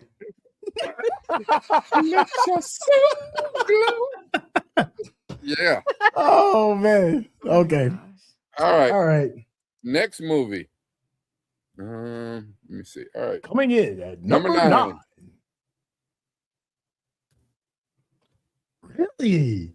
Yep, number 9. It was voted as Narnia by Greta Gerwig is number 9. Get out of here. I would have never thought Narnia would have cracked the top 10. I was kind of surprised by that too. I'm like, wow, Narnia fans, y'all like that? Y'all hardcore like that out there? I mean, because the story is bomb. I'm not even gonna lie, I love the whole thing, but it's like, it just depends on where they go with it. Okay. Now, you know what? That's actually made me more interested in it. Now that I know that there's that level of a demand. What am I missing in the? Like I said, I don't remember reading. And again, the books. I've read the book, so there's a difference. Yeah, I never read the books. I read the entire how many books is it? Like 6, 7? Yeah, it's a few of them. I don't know. I know that they were written 7 with heavy religious overtones or whatever. So which was fun. I was like, ooh, a twist. It was good. Yeah, Narnia. Okay, so Narnia really is respected like that. Okay. Yeah, and you're right. Yeah, I did not know that people were anticipating Narnia, and the only thing that's even redeeming about this to me is the director, that is Greta Gerwig. I don't. Like she. Yeah. After Barbie, I'm good. I'm like, yeah, you got me. I've never seen Barbie either. Oh, Barbie's fantastic. Yeah, I didn't think that I'd watch that shit, and I watched it on a whole one day because everybody kept saying it was good. Like, people who I knew would never watch no shit like this. It's like, oh, that was actually good. And I was like, I was shocked. For real? So I I've was seen, really shocked. I watched Barbie. I haven't seen Oppenheimer. You know when they did the whole, when they did the whole Barbie Barbieheimer thing. yeah. I saw Barbie. I haven't seen Oppenheimer. Wow. I couldn't Yeah. do Oppenheimer. I did not like it. Barbie was far more entertaining than Oppenheimer. Now, as far as like cinematic chances and choices, yeah, it's hard to beat Oppenheimer when it comes to that. But entertaining, Barbie with the clear, easy W. Barbie was way more entertaining than Oppenheimer. I watched Barbie at home. Yeah. And from what I understand, you know, Oppenheimer is Christopher Nolan. It probably needs to be experienced in the theater to get the full. So I found no reason to want to watch it. So I haven't. Yeah. You know. That's a surprise. Number 9. Arnie. Yep. Really? Yeah. I'm surprised it made it over Toy Story. That's what's even more surprising. That's crazy. Oh, hold on. Here's the thing, because I kind of done a preliminary top 10. Okay. And I waited till right before 10 o'clock when I closed the voting. Yeah. To see if I need to recalibrate everything. Mm-hmm. And Narnia actually was in 10th place, and it overtook Toy Story right there at the end. That's probably the craziest thing, more crazy to me, that more people want to see Narnia than Toy Story. That's wild. Okay. Yeah. Here we are. A couple votes came through at the end that moved the position. So I was like, okay. I don't know. That is not one for the theaters for me. You know, and when I look at this list too, really, if it's coming out in the theaters, these are movies that I would spend my money and go sit in the theater and watch. So that's how I approach the list. Narnia is definitely not on that list. So for me, Toy Story ain't on that list for me either. But you don't want to see Toy Story? No, I told you I haven't seen 4, and after 3, I was like, you know, I'm done. You know, I know my kids might want to go. I don't know if I can do it with them. Anyway, here's number 8. Number 8. Here's one that I'm mildly interested in. I don't know if I want to go to the movie theater to see it, but I'm interested. Okay. Yes, I'm definitely interested. I'm interested. Like too. I said, if dude die, I'm out. I'm Otherwise, definitely. I'm surprised that even made the top 10. Yep. So number 8 is Project Hail Mary. Again, it's hard, and I know they keep trying. Like somebody loves this man. They have a lot of belief in Ryan Gosling being a leading man, and they keep pushing him. I don't know why. And they keep pushing him, and it hasn't really. I don't know why. It hasn't really worked out. The same reason that they keep pushing Jared Leto on us. No, there's a difference between Jared Leto and. Come on, don't do that. Wait a minute. One of these has an Oscar. One of them's got an Oscar. Don't worry, I'll wait. Exactly. They didn't push this man to Morbius. They didn't push him to damn Joker. They keep pushing Jared Leto at us, and you know, no, let him go be the front man. Let him go be the front man in 30 Seconds to Mars, and let that be it. You want to be a rock star, dude? Go do that. He look old though. It's okay. He look old in this movie. So in the trailer, I was like, "Oh, you look old." So they keep pushing Ryan Gosling, and it's not that he's a bad actor. It's just I don't know. Like for instance, we just did a reaction of Ryan Gosling and Russell Crowe in The Nice Guys. Yep. Funny movie. It was better than what I thought. It was better than I thought it was going to be. Understood the hype. It was better than I thought it was going to be. Now it's not 22 Jump Street. It ain't the other guys. It's not, you know, Tropic Thunder, but a good weird little comedy movie, period piece. And Ryan Gosling was decent in that. I liked him in that. I've never understood the hype of Ryan Gosling. But that movie was a Ryan Gosling is the sidekick. He is Robin. Russell Crowe is the headliner. Yes. Russell Crowe, fat Russell Crowe is the headliner. Dead bod Russell Crowe. Yes, that was not Maximus Decimus Meridian. No, it was not. I love him so much, it was not. Oh, He was not rubbing sand in his hand. No. He was rubbing gravy. Yes, not gravy. That sounds nasty. I shall have my vengeance in this life. This life or the next. Yes, that was Russell Crowe. Yeah, this fat ass. alcoholic dude in this movie. He was fresh off a ham sandwich. Yeah, but he was kicking ass though. I'll give him that. He was kicking some ass in the movie. Yeah, I mean, and it had a good cast in it. It had Bo Knapp. It had Matt Bomer. It had Keith David. Kim Basinger. Yeah, you know, trotted her ass out. Vicky Vale.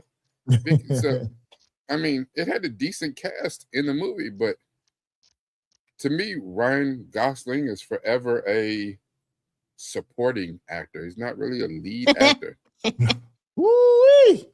I mean, there's gonna be some people with some pitchforks and torches showed up at your door because for whatever reason, Ryan Gosling is beloved. I don't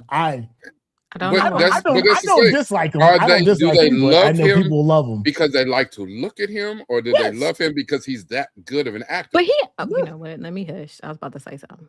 I mean, he is to that group what Zazie Beetz is for, you know. Like, I'm not gonna lie, it's not too much hey, it's not too much Zazie gonna be in where I'm gonna be like, I'm not gonna see that. I'm gonna see it. Why? Because Zazie's in it. You know what? I can name like 8 actors on the top that look better than Ryan Gosling. Zazie looks good. His lips are smaller, his nose is huge. What the fuck?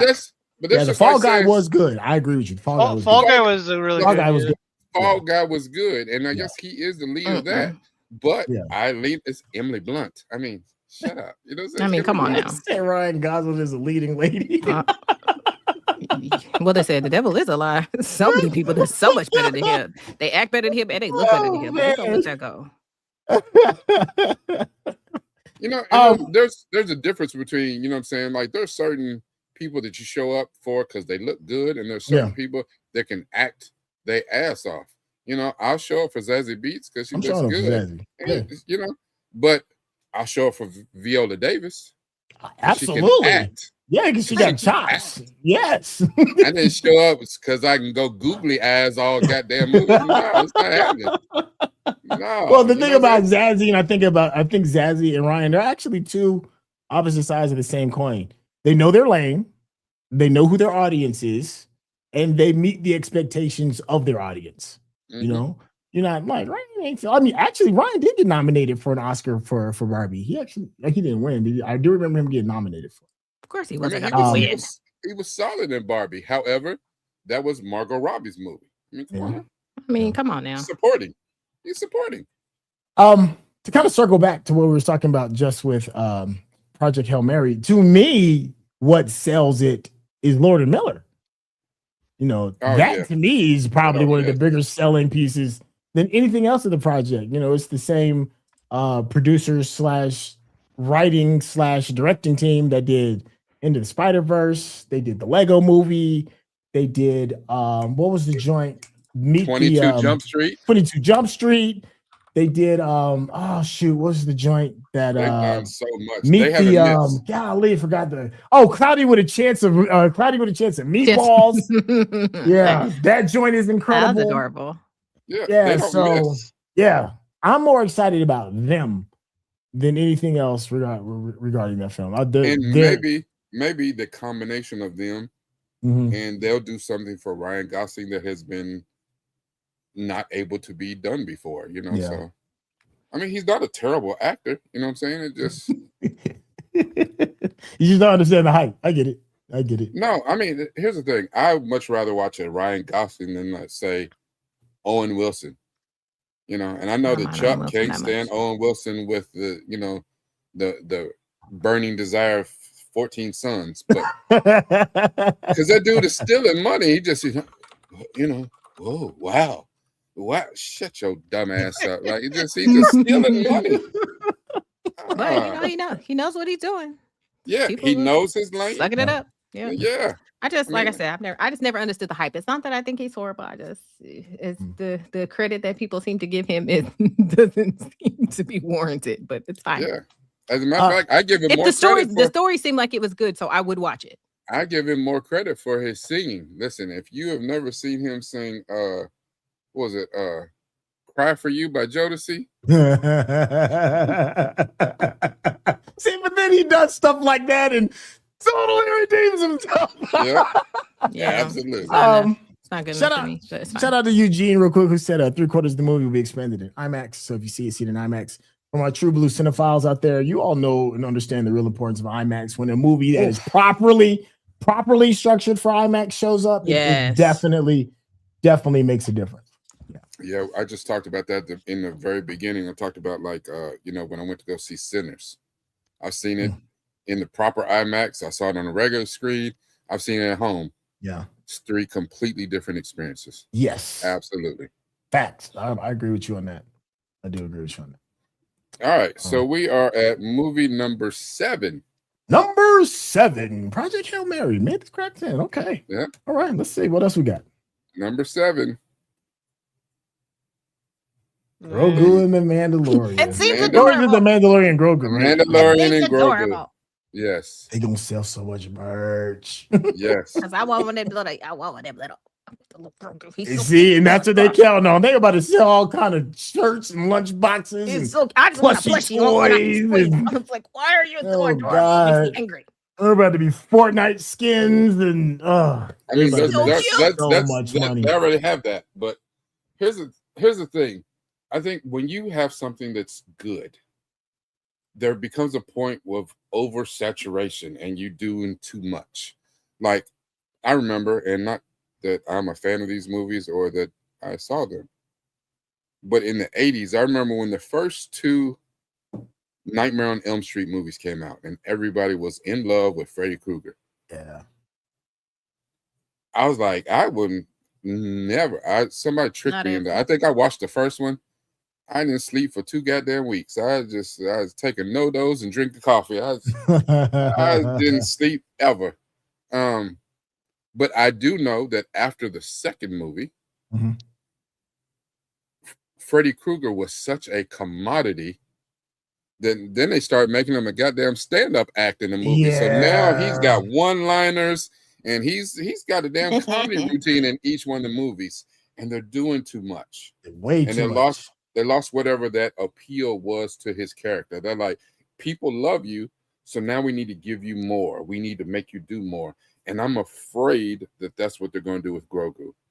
Grogu has given us so much by giving us so little. But now they're probably going to have him, you know what I'm saying? Shit, he probably going to moonwalk in this goddamn movie. He going to be talking and, you know what I'm saying, pop locking and and be shit. Here And, for it. like, they going to have him doing all kinds of shit, you know? And half of it will be cute and half is going to be too much. And I'm telling you right using now, the Force, though. he's just going to be snacking half the movie. Oh, yeah. He's going to be eating frog legs. Eating gross stuff. Yeah. I have that makes it more fun. 0 expectations from the Mandalorian Grogu. I have 0 interest. Like no expectations, but I'm going to see it. I am going to see it, but I have no expectations. I have 0 expectations, but I am going to go see it. I am current on the Mandalorian TV show. I do admit that the first 2 seasons were really, really good. Yeah. The last 2 seasons, it seemed like, a couple seasons or whatever, it seemed like they're trying to find their footing. And then they did kind of the crossover with the Boba Fett show and shit. It's like, what y'all doing? Oh, Boba Fett was so bad. It was so bad. Oh, God, it was so bad. It was bad. The only part of it was good was all the flashback sequences. That's the only part. Everything else, I was like, he spent half the damn series in that damn back to tank. like when you gonna get to some picking up some damn bounties or something, man? Like this dude is. Oh God! And they had the worst car chase in TV history. With some damn Vespa. They're like on Vespas. They're moving like 20 miles an hour. You remember that joint in? But they're candy coated. I think they were. God, I think they got it from Cash Money Records. It was so bad, man. You remember that joint in Austin Powers when he was in the damn? He was on the little construction thing that floods out, and that dude was in front talking about no. That is what that car chase scene was in freaking Boba Fett, dog. Oh my gosh! And it was. And here's the thing that was so disappointing because it was Robert Rodriguez, and I want to support the homie. I really want to support the homie because Robert Rodriguez has done so much. But that shit. Yeah, and that's exactly. Come on, man. How If you didn't want to do the job, just say you didn't want to do the job. That's how it shall be referenced. That shit. Oh man, come on, Robert. What are you doing, man? We was rooting for you, dog. We was rooting for you. Okay, Tyra. Wow. I was rooting for you. Wow. That's funny as hell. Hey, man. You know what I'm saying? All right, let me stop. You know, here's the thing about you know, since we got Toy Story, the Mandalorian and Grogu, we are, and I'm not speaking for anybody else, I speak for myself. I am an elder statesman. And I understand that I grew up on this particular IP on Star Wars. Grew up on it. But it always was, when I first started watching it, I was a kid and it was made for kids. And it's still a kid's thing. And because I have grown up and I don't want to let go, I feel like, you know, have I outgrown the IP itself? I still find things enjoyable about it. But now, am I just that old dude that's on the sideline barking, complaining about every goddamn thing, like we see Star Wars people who can't stand Starfleet Academy, who couldn't stand Discovery, who could, you know, or, you know, like all the people who couldn't stand Dr. 13 and Dr. 15 and Doctor Who, you know, for whatever reasons they, you know, who knows what those reasons could be. We know the reasons. Who knows what those could be? I just, you know, so I don't know. I like The Mandalorian, and of course I have questions about some of the writing and some of that, but you know, when we don't have to consume it. Do I have to just sit over here and complain about it? Nope. I mean, hell, there's a lot of people complain. Hell, I've read the comic books. I've read the graphic novels. I've read the books. I played the video games. Like, I am 100% all in on this particular universe, on this IP. So there's a lot of things that they do that I absolutely love. Those Jedi Survivor, the last couple of Jedi games were fantastic. There's a lot of stuff that they did. That damn, listen, we just talked about that damn Boba Fett show.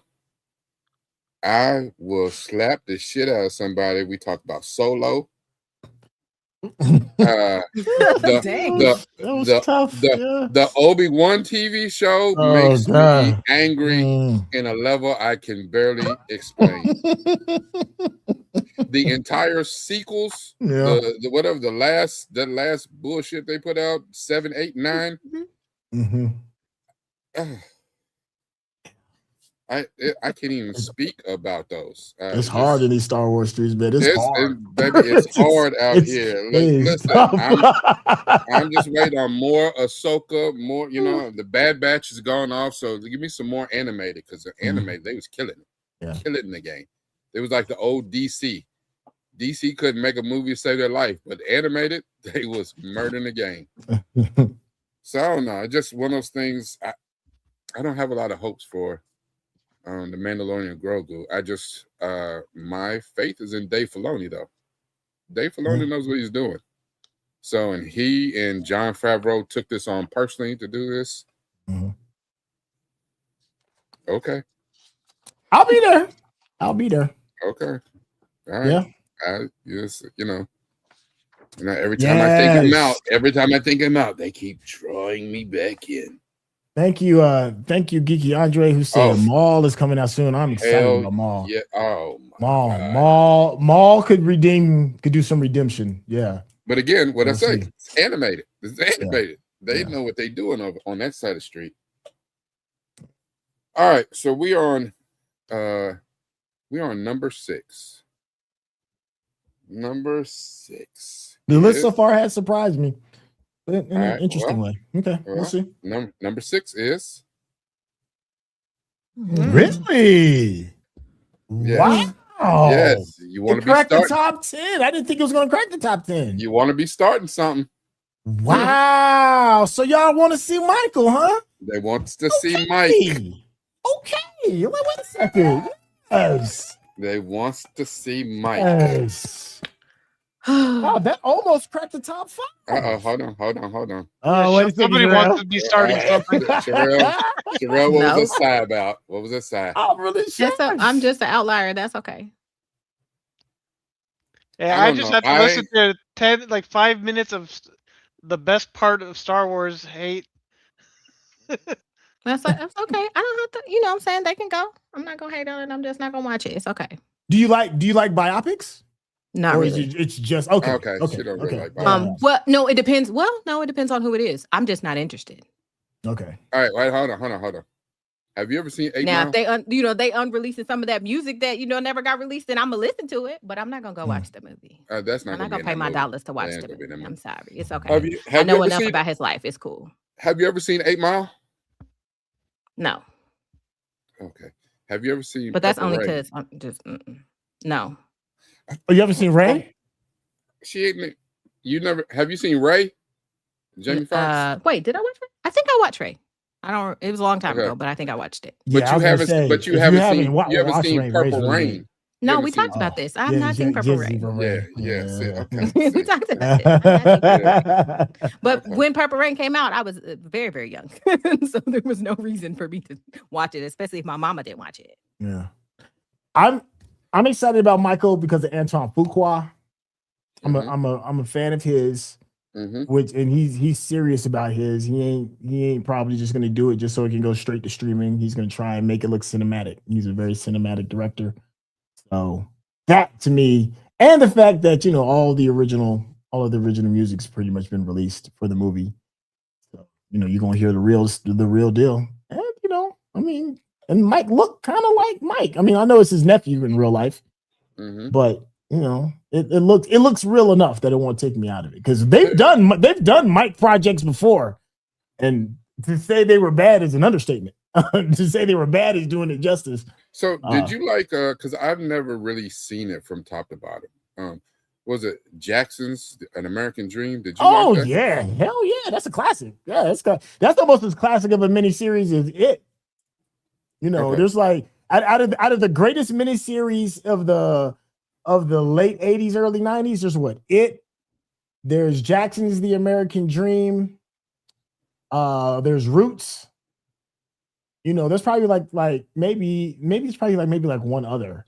Maybe like a couple other for like miniseries that are like legendary. Well, I've heard that. Like I said, I've never seen it from top to bottom. I think I've seen more clips and things of Jackson American Dream. Yeah. And I like the actors. Solid. I like the people that was in it. You got Terrence Howard, Bumper Robinson. What is my dude? It was all smart guy. Did the singing voice of Simba. Oh yeah, he played Little Mike. Yeah, he played Little Mike. So it was solid what I've seen of it. Yeah, but I haven't seen it all the way through, and it was just one of those things I didn't have a lot of interest in seeing it back in the day. Yeah. I am interested in seeing this though. I don't know. We'll see. I'm interested. What's the name of it? Damn it, not I heard the process. Coleman Domingo. That's what I was meant to say. Yeah. Coleman Domingo playing Joe Jackson. Have you seen the picture comparisons of how he looks in character compared to how Joe Jackson really looked? And I was shocked. I was like, oh my God, y'all nailed it. Is it Nia Long playing Catherine? Yeah, Nia Long is playing, yep. They look just like him. I was like, damn, they did their thing. Crazy. Here's the thing about this movie. The one thing that I appreciate about this movie, the more I've heard about behind the scenes stuff, that even though it's the nephew, even though it's Jafar, they said Jafar went into the lab and studied his uncle, who he didn't know like super, super well because he was young when Mike died. Yeah. Because Mike died in 2009. You know what I'm saying? It's 16, it's 17 years ago. But they didn't just give it to him. They made him audition and worked him over to make sure if you do this, it's got to be right. And the only other time I've heard that be done was when Ice Cube did that to his son to play him in Straight Outta Compton. He said, "Oh, you think you just gonna get He was this playing part?" zero games. He was like, just Yeah, because you my son, you finna get this just part? because you Hell look no. like me? Nah, dude. But Ice Cube was right though, because his son wasn't raised in the circumstance that he was raised. He didn't have that kind of fire in his belly.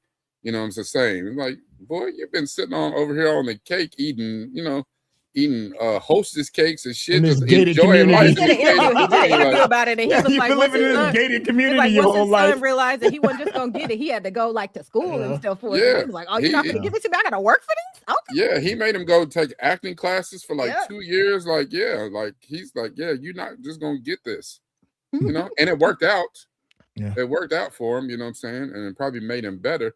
But just like when you have these children of famous people, I was just thinking about like it was forever. John David Washington was going by John David. I didn't even know he was Denzel's son for a minute. It was damn near Ballers was about over when I was like, that's a Denzel's son. Get the hell out of here. And then you look at it and be like, shit, okay, now I see it. He's got all of his mannerisms. I mean, well, not all of them, but you can see the Denzel influence on John David Washington. Yeah, but I'm not gonna lie, I would be the same though if I had a parent that was that famous. I'd be like, I don't want nobody to know. Yeah, because you want to be able to trade on your own talent. Is it talent or nepotism? But also in an industry where nepotism is not the worst thing in the world. Shit, sometimes all you need is a break. Like, that's true. It happens in every other industry in the world. So we act like nepotism is bad. Shit, if I got, it's like if I start a business right now, I would love to pass it down to my kids. The problem is, do they want the business? It's a problem when you try to pass something on to them. They're like, I don't even want to do that shit. I want to do my own thing. If your kid gets in the business and they want to be a singer, they want to be an actor or whatever, because that's what you do, and they have a passion for it, you should be proud of that. But I don't mind as long as they got talent, because it's the ones where you got your kid in here and you like, this is awful. It's hard to get out of somebody's shadow. Look at Bronny. Bronny can't get out of LeBron's shadow to save his life, and he probably never, ever will. No, it's not the boy's not terrible, but they talk about him like he was the first pick in the draft. He was drafted 55th. There was only 3 picks after him. Yeah. We talk about this boy who was a second round, 55th pick. They only picked 3 other people after him. And we talk about him like he was the number 1 pick. I don't even know who the hell the number 1 pick in that draft was. It'll come to me. But it reminds me of like Nick Cage. Right, he's a Coppola. He is a Coppola, but he was like, I got to do this on my own. He changed his name all the way around. And says he made it on his own. And I'm sure there are parts of his career where he made it on his own, but I'm also pretty certain that you a Coppola. We ain't gonna let you just fail. Like, right. I'm sure he had some soft landings off of failed projects. Yeah. I mean, I'm not mad at nepotism. I get it. I get it. I'm sure there's probably also some people in the business who is like, ain't that Nicola, the Cage kid? Ain't that your son?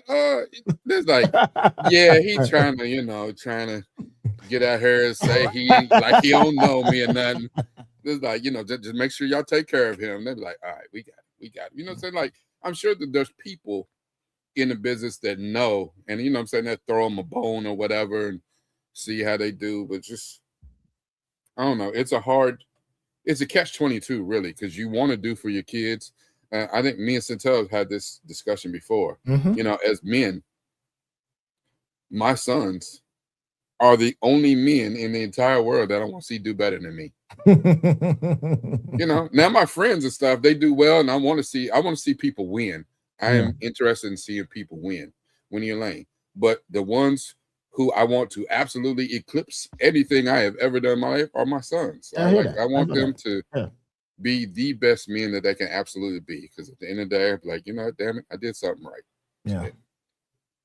So I don't know. It's a catch-22 though, because I can't imagine saying that I want to play basketball, and then waking up one day and realizing, wait, my dad is Michael Jordan. Oh shit, you know what I'm saying? Like, you ain't, you know, Bronny ain't never gonna live down. He's not, you know, and it's unfortunate because you'll never talk about how good he is, because all you're gonna say is he ain't his daddy. Yeah. You know, That but sucks. in this right here, Reefism says so. Emilio Estevez. I was gonna bring up Emilio Estevez is Martin Sheen's son. Yeah. You know, Martino Estevez. Because they're all Estevezes. You know what I'm saying? The Sheen is their made-up name. That's their Hollywood name. They're all Estevezes. They all some damn Mexicans or something. I don't know. They're all Latino. Even though they have gotten away with a lot, they get white privilege and they actually Latinos. Me and Sheens. But I didn't bring up Emilio because Charlie's the one who's gotten all the stardom. He's gotten all the one by being a Sheen like his daddy. Yeah. Trying to pass business down to somebody who just sought success, but not the grind. It doesn't work out a lot. I don't know. Absolutely correct. I don't know. There's a lot of very, very wealthy people in the 1% that have absolutely nepoed their way to the top. I feel like that judgment is really held.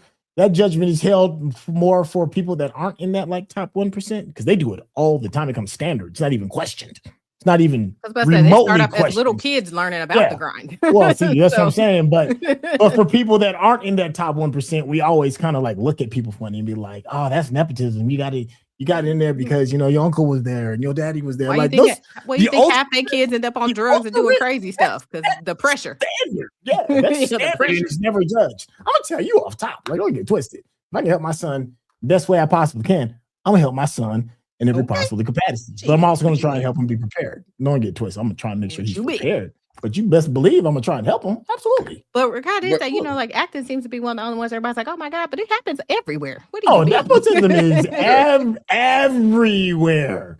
Everywhere. I'm sitting here like I'm just jealous. I'm just wishing I had a job, right? Yeah, it's happening to people's jobs all the time. Damn. Mm-hmm. Yeah. I'm mad at my parents because I didn't get none. I'm like, where's y'all money at? Damn. Right. That part. But nepotism ain't gonna always save you either, because you know you could just be trash. Just be trash. You could just be trash. And I just want that money to come with it. That's all. Yeah. All right. What number are we on? We're in the top 5. Oh, what's second top 5? I feel like I'm maybe disappointed. Okay, how we feeling? Let's take a quick. Rakai, how you feeling about what has been nominated in the bottom 5 so far? So we got Toy Story, Narnia, Project Hail Mary, Mandalorian, and Grogu, and Michael. How we feeling about that bottom 5? Regardless of order, I'm not upset about it. I think it's solid. The only one that surprises me and probably did not make my top 10 is Narnia. Yeah, that is the biggest surprise for me too as well. I must say, Toy Story 5 also did not make my top 10. I'm not mad about it. But that wasn't in my at all. Toy Story 5 made my top 10, but like it's more 9 or 10 place. Okay, so about where it was. So, yeah. Okay. Yeah, so Narnia is a complete surprise to me. And Toy Story 5, while I might see it, you know, when it comes to streaming, I still gotta watch 4 first. I don't have a whole 4 is the one with the weird looking spoon, right? The weird, like the spork. Yeah. Yeah, that's the one with 4. Okay. Yeah, with the spork that thinks he's trash. Yeah. I don't even know what that means. Because he is. He's a fucking spork. Like I said, the last one I saw was Lotso, so I don't know. That was 3, so I don't know nothing else. All right, so we got your commentary, we got Frank's commentary. Sheree, how'd you feel about the bottom 5? There's a couple in there, but I mean, people can have their opinions. It's fine. Okay. All right. I'm happy for the Hail Mary project being in there. Yeah. I'm excited about that. Number 5. Oh, here we go. Here we go. Okay. Where we at? Okay. Okay. And there's Jason Momoa. There's Lobo. Jason Momoa. Yeah. Jason Momoa is Lobo, one of the great villain characters in all of DC. What was the joint that we watched just recently with him? Hold Oh my god, it was straight to streaming, straight to Prime. The Hunting Crew. The Hunting. What was it called? The Wrecking Crew. The Wrecking Crew. That's what it was. Wrecking Crew. Yeah. Him and the Dave Wrecking Bautista. Crew. If you have not seen the Wrecking Crew, it's on Amazon Prime. Watch it. It's. Oh, so Dave Bautista seen it too. Oh, okay. Yeah, I'm gonna have to. I think it should have gone to theaters. It's good enough to have been in theaters. Yeah. And Jason Momoa is fantastic in it. He's hilarious. I mean, it's action packed. There's such great chemistry and great dialogue between Jason Momoa and Dave Bautista. And that damn Jason Momoa, he is off the damn. What he started as Dante Reyes in that last Fast and Furious movie, it's almost like he picks up on that and carries it. Yes. In this movie, he is unhinged in this damn movie, and it is so enjoyable. I was like, that dude's crazy. His Dante character is what gives me faith in knowing he's going to be Blanca in Street Fighter. Yeah. I forgot about that. That's right. He is going to be Blanca. Yep. Oh god. All right, Supergirl. Sorry, I know.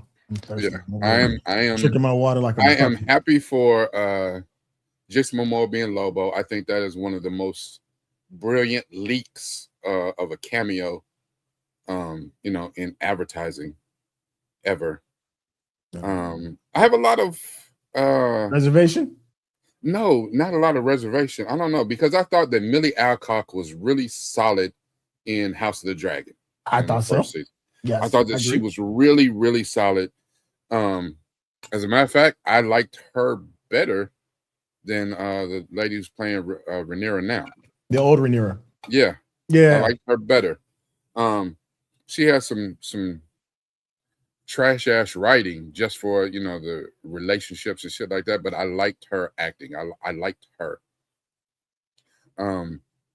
This drunk ass Supergirl and where they going with this shit, and that because I know not the source material. No, she faded. She faded. Oh, yeah, she faded.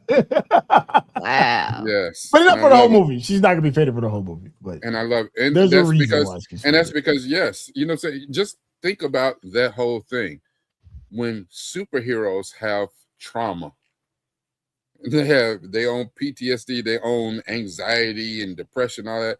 What do? She had to go to a whole nother planet with a red sun just so she can drink and actually feel the effects of alcohol so she could be normal. That's dedication. That is fantastic. I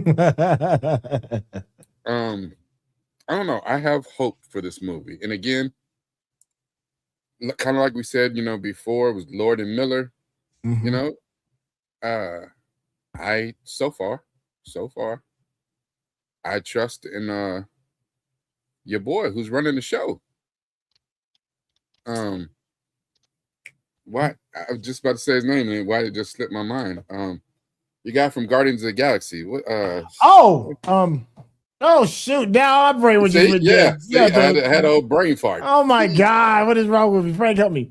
What, James Gunn? Yeah, James Gunn. James Gunn. The runner of DC. Golly. James, I have faith in James Gunn and what he is putting together there at DC. So yeah, I think this should be solid. And the post is like, James Gunn, dummy. Yeah, right. Hey. I mean, the director of the last movie they did that I enjoyed was Cruella, I think. Yeah. Mark says, I like the Supergirl from the Flash movie, which we just saw her in another movie we just watched. We did a review of. She was in The Rip. Yeah. Another movie that didn't do as well as I thought it would. That movie was phenomenal too, though. That was a good movie. Yeah, Rip is good. For those of you that are interested in Supergirl, I strongly advise go grab the comic. So the comic's really good. I really enjoyed it. What's it? Was it Woman of Tomorrow or? Yeah, Woman of Tomorrow. It's a one-off. Yeah, it's a one-off. Yeah, it's a pretty quick read. It's a damn good story, and that's what they're basing this movie on. It's not a 1-for-1, but they're basing this movie on that. All right, so number 4. Ooh.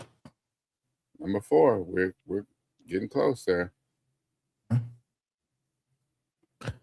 Wow. I thought it would have been a little bit higher. I thought Dune might have cracked maybe No, 2. We'll see. Dune 3. Dune I'm happy 3, that it made the top 5 though. Yeah. Dune 3 is number 4. Okay. Now the thing is, I think it's interesting that Dune 3 is number 4, and I think I mean I didn't expect it to be higher because it's the one that doesn't have any visuals out. Like even that picture, I tried to pull a picture for Dune 3. Yeah. There's no visuals out for the movie yet. There's no trailer. There's no teaser trailer. The best thing we got is a date. Well, it's because everybody's trusting in Denny V. You know, it's you trust in him. That's all you need. All you need is him. It's like a Nolan project. Like if Odyssey really didn't even drop any trailers whatsoever, and I'm pretty certain Odyssey's gonna make the top 5. Yeah, they gotta people would still vote for it with such fervor because he's just, you know, he is who he is, and that's how Denny Villeneuve.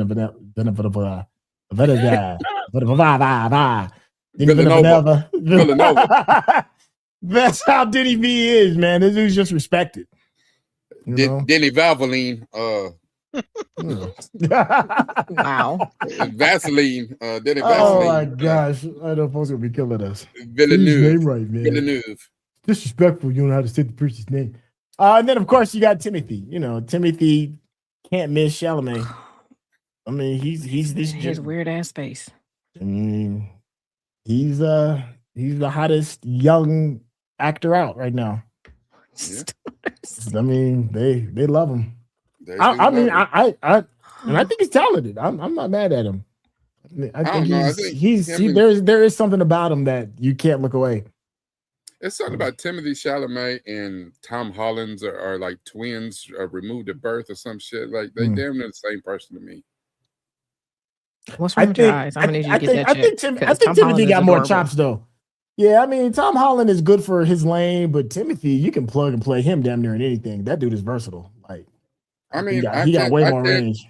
I cannot deny that. The Timothy Chalamet, the projects that he has chosen and the projects he has showed up in, he has showed up and he's doing his thing. And I don't know. I'm just saying they are similar. They remind me of each other. Well, they know their lane and they play it well. Do what you're gonna do. So, but you know what I'm saying? Again, Dune 3 is based on what happened in Dune 1 and Dune 2. Mm-hmm. So, and that's what makes having faith in what Denis V has done with this property is why, you know, it was a no-brainer for Dune 3 to hit my list. That wasn't even a question. And again, for people who read the books and people who know the story beyond the first couple of stories, like it's about to get dark. It's about to go into some Game of Thrones level shit going on right here. Like, I mean, Dune has been tough because it's damn near an impossible film to shoot because the books are so dense. They're like, dense, and really dense. That actually makes me want to watch the movies now. Yeah, I mean, and what Denny V was able to put out as far as at least hitting the high notes of how detailed the book is was really well done. Very surprisingly well done. Don't get it twisted. If you love the movie and you read the books, it's a totally different type of tone. Oh, right? It ain't even the same. Yeah, it's a different type of tone. And the thing is, it's not Fincher, was it? Is it Fincher? It's not Fincher. Who did the first one in 85? It's not Fincher, is it? What's the other dude? David something. 84. David Lynch. David Lynch. Yeah, David Lynch. David Lynch did the one in 85. And that was a goddamn mess. It was a mess. And you know, here's the thing though. I still love that bullshit. It's terrible. It is terrible. And I love it. Kyle MacLachlan as Captain Picard's in that joint, dog. Like, come on, yes, yeah. I mean, it's got a hell of a cast in it. I mean, shit, they didn't put out Sting is goddamn is Fade. Like, Yeah. It's got a hell of a cast for the time for 84. Yeah. Um, it did what it could with the technology that was available. You know what I mean? With the technology available, with trying to break down this dense ass material and make it palatable and make it understandable for the crowd at the time. It's a terrible movie, but I liked it because it's one of those things. Is like, I don't know if this is ever going to get turned into a movie. So okay, the TV show, they did a TV show, which is good, by the way, on the Sci-Fi Channel. Yeah, it's which like is actually good. And they did, but no, they did the first, 2 books or whatever, and then they did the Children of Doom. Yeah, I didn't see that one. It's actually good, good. But I mean, yeah, it's decent. It's not as good as the first one, but again, you have to have read the books. It's like like I said, it gets dark. You're like, wait, what the shit? Yeah. Like, did they just kill Ned Stark? Like, you know what I'm saying? It's some wild shit going on. You're like, wait a minute. Yo, the cast in 3 is bananas. Like, if you want to just talk about like, it's just a youthful. That's the other thing about Dune 3. It's youthful. It's like youthful talent. It's not a bunch of old heads spearheading the project. Because you got Timothée Chalamet, you got Anna Taylor-Joy, you got Zendaya, you got Florence Pugh. You know what I'm saying? You got Robert Pattinson that's coming in. That's all young. That's all young blood. Somehow Jason Momoa's back. Yeah. Yes. It's like he's doing too much right now. Bring his ass back. So I mean, it's a generational juggernaut. I don't know if any other project that's got that level of youthful talent that plays that high. You know what I'm saying? Like they're killing it, and they're all in this one project. I mean, how can you not like it? And then it's got a couple of old heads in it. You got Javier Bardem is still in it. Yeah, Josh Brolin. Yeah, Josh Brolin's still in it. So you got a couple of old heads, but this is all the youth running this. Yeah.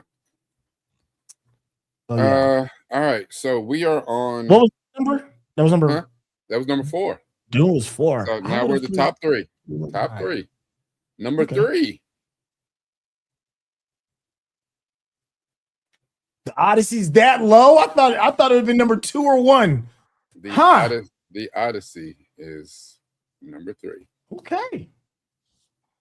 All right.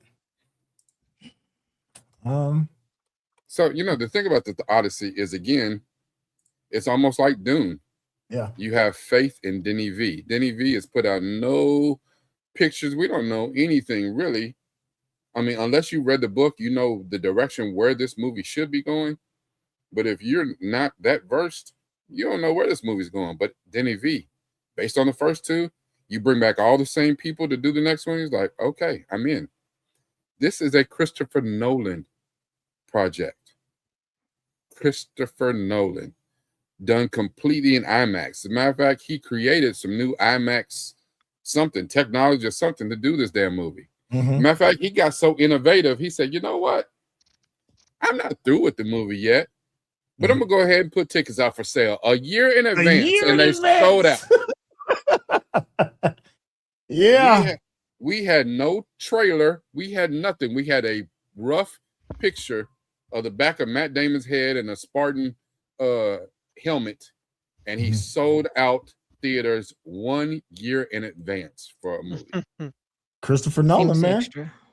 It's a stacked cast. I'm just looking at it now because I didn't know anything. It really is, but yeah, it is an absolutely stacked cast. It's a Christopher Nolan movie. It is one of the greatest epics in history. Yeah, yeah. Here's how epic it is. IMDb listed Homer as the writer. It's written by Christopher Nolan, also written by Homer. Just in case you wonder. But that's because Homer did write it. I know, but for the simple fact that like Homer's got an IMDb credit is just funny. Yeah, that's crazy. He ain't been alive for thousands of years. He got an IMDb credit. What are y'all doing with y'all lives? Yeah. Get you an IMDb credit in 23rd century. Yeah. After the burn. Yeah. He was literally ahead of his time. Literally. Yo, listen to this cast: Matt Damon, Tom Holland, Anne Hathaway, Robert Pattinson, Lupita, Zendaya, Charlize Theron, John Berthenol. Braxton. John Leguizamo did it. Said Braxton. That's funny. Every time I see his face, that's all I think of. Sorry. It's just hitter after hitter after hitter. Like, if you don't think this joint is going to win at least 2 or 3, I say at bare minimum, it's going to win at least 3 Oscars. At least. And nobody's even seen not one piece. And it's almost a guarantee to at least win 3. However, the trolls are out and they're already hate bombing this movie. Because it's not historically accurate. No. Elliot Page is in it. Yeah. But here's what is funny about people. I was about to say, okay. Here's what's funny about people. They're saying it's not historically accurate. How do you know that? Because right now, y'all got this dude hanging on your wall on a crucifix. It's not historically accurate. Y'all I mean, I was about to say, like, a whole lot of us is Oh God, that's a bar. Oh, that's a bar that's gonna make people really uncomfortable. Oh, I don't but give it's true. a shit. Well, it's true though. Make them uncomfortable. It's fine. I'm just saying, look, I am a social studies and history teacher. I got a degree in this shit, like all day long. Y'all know Americans whitewash history. That's all they think. America and Europeans have whitewashed history. And that's what they think. They think everybody look like them. And they don't realize this shit started in Africa. Not on the fact that you tell me you was out here in Egypt and you was blonde hair, blue eyed, and pale. The fuck? Helen in the desert, bitch. Came from Troy. Troy at the time was the #1 city in a little place that's called Asia Minor. What today we call Turkey. She was Turkish. Brown. I don't know what color Negro. you think brown people from Turkey are. I can see the whole chat clutching their pearls. I mean, that's okay. If they clutch their pearls over the truth, then they need to get a new. They need to go somewhere else. But that is the bar. Like, the bar is you mad at Lupita for being hella Detroit, but you got a white Jesus on your wall. I'm sorry, that's funny. I know. Don't demonetize. That's just funny to me. And the thing is, nobody, because there weren't pictures. Nobody knows what Helen actually looked like. Oh boy! And from Paris's point of view, she was said to be the most beautiful woman in the world. Matter of fact, she was said to be so beautiful that she offended Aphrodite and all that, because she was said to be more beautiful than those in the heavens or whatever. Mm-hmm. But if that's the case, if we're getting people who are said to be the most beautiful in the world, you can do a list of top 100 people you think are most beautiful in the world. And if you do a poll across the list, Lupita on that goddamn list. Lupita's beautiful. Yeah. Lupita's on that list. Whoever's #1 on the list, that's subjective. You know what I'm saying? So whatever. That's Lupita's whatever on that year list. we're in. You're talking about a woman who is goddamn gorgeous. Yes. Lupita is on that list. Yes. I'm talking just the chocolate glowing skin is it right there. Like if for nothing else. My goodness. Yeah. Yeah. So you know what I'm saying? If that goes black don't crack unless you smoke it. Listen. I love it. History isn't historically accurate. I'm just saying. It's really not though.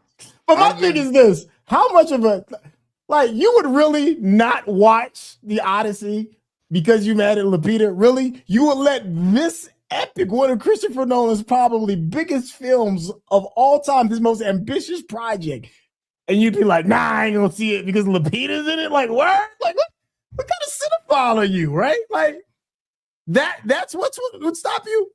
That's wild to me. That's crazy that is the thing that would stop you. This the America we live in. That's crazy. There's no way in hell. They could have made Helen of Troy look like Elvis, and I'd go see that movie. That was priorities. Helen of Troy be Gorlock the Destroyer. I'm still gonna see the goddamn movie. Okay. Well, I'm saying.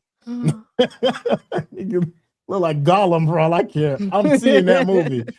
They gonna be like, man, she must be wonderful. They thought she was beautiful. Troy is precious to me. I'll be like, yeah. Tell him, Gollum, eat my popcorn. Wait for the next scene. Yeah. That's what we didn't understand. We never understood that Helen wasn't beautiful, but her Haktua game was all top level, top tier. So wow. That's why she's the most beautiful woman in the world. Helen was a throat goat. Oh my God. Man. The words that have come out of your mouth. Wow. Listen, you said I probably should have stopped drinking this beverage here. Yes, you probably should have, because you went extra in that one. Like, even I wouldn't go that far in public. Okay, so I did hear this. I hear this. Somebody in the chat said his Bernthal took me out of the trailer. I've heard some pushback with Bernthal being in. Apparently, he says some jargon that wasn't relative back in the time. Or is there something else that I'm missing for those in the comment section of why Bernthal was catching heat? Yeah, Bernthal was catching some heat for something, some kind of historical inaccuracy, because Bernthal plays the same character in every movie. Yeah. But we love him for it. But we love him for it. There is no range with Bernthal, but what he does with exception. Like he's a one-trick pony, but it's a hell of a trick. I'm gonna have to see that trailer because I haven't seen whatever. Yeah, I know nothing about this movie. Yeah, I don't know what he said that people don't like. So. Yeah, apparently, if you know, Mikey, throw it in the chat. But I it's some type of historical action. Then people were mad about if the armor for the soldiers are historically accurate and stuff. And I'm like, y'all doing too much, y'all. And there's y'all people doing too much. The people that say that shit, they act like, you know what I'm saying? Because they play God of War video game or some shit, and now they're an expert. You're not a goddamn expert. Unless you work for the Smithsonian. Shut the hell up.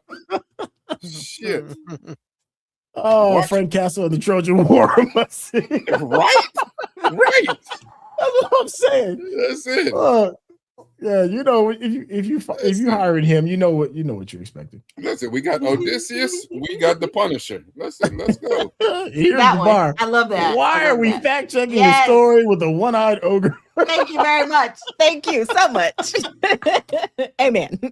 Yeah, like the nitpicking. The nitpicking is just we fact checking a story where they put, you know what I'm saying, 50 dudes in a gigantic wooden ass horse.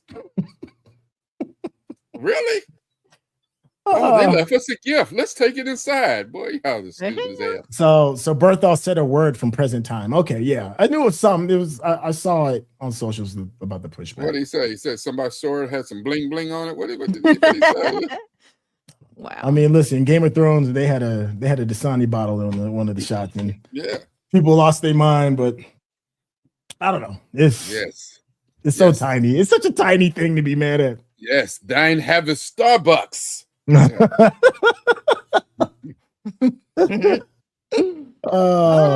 He said word from present time, which is funny because our entire garbage ass language of English derives all of its words from the words back then. How we know that wasn't a word they said back then?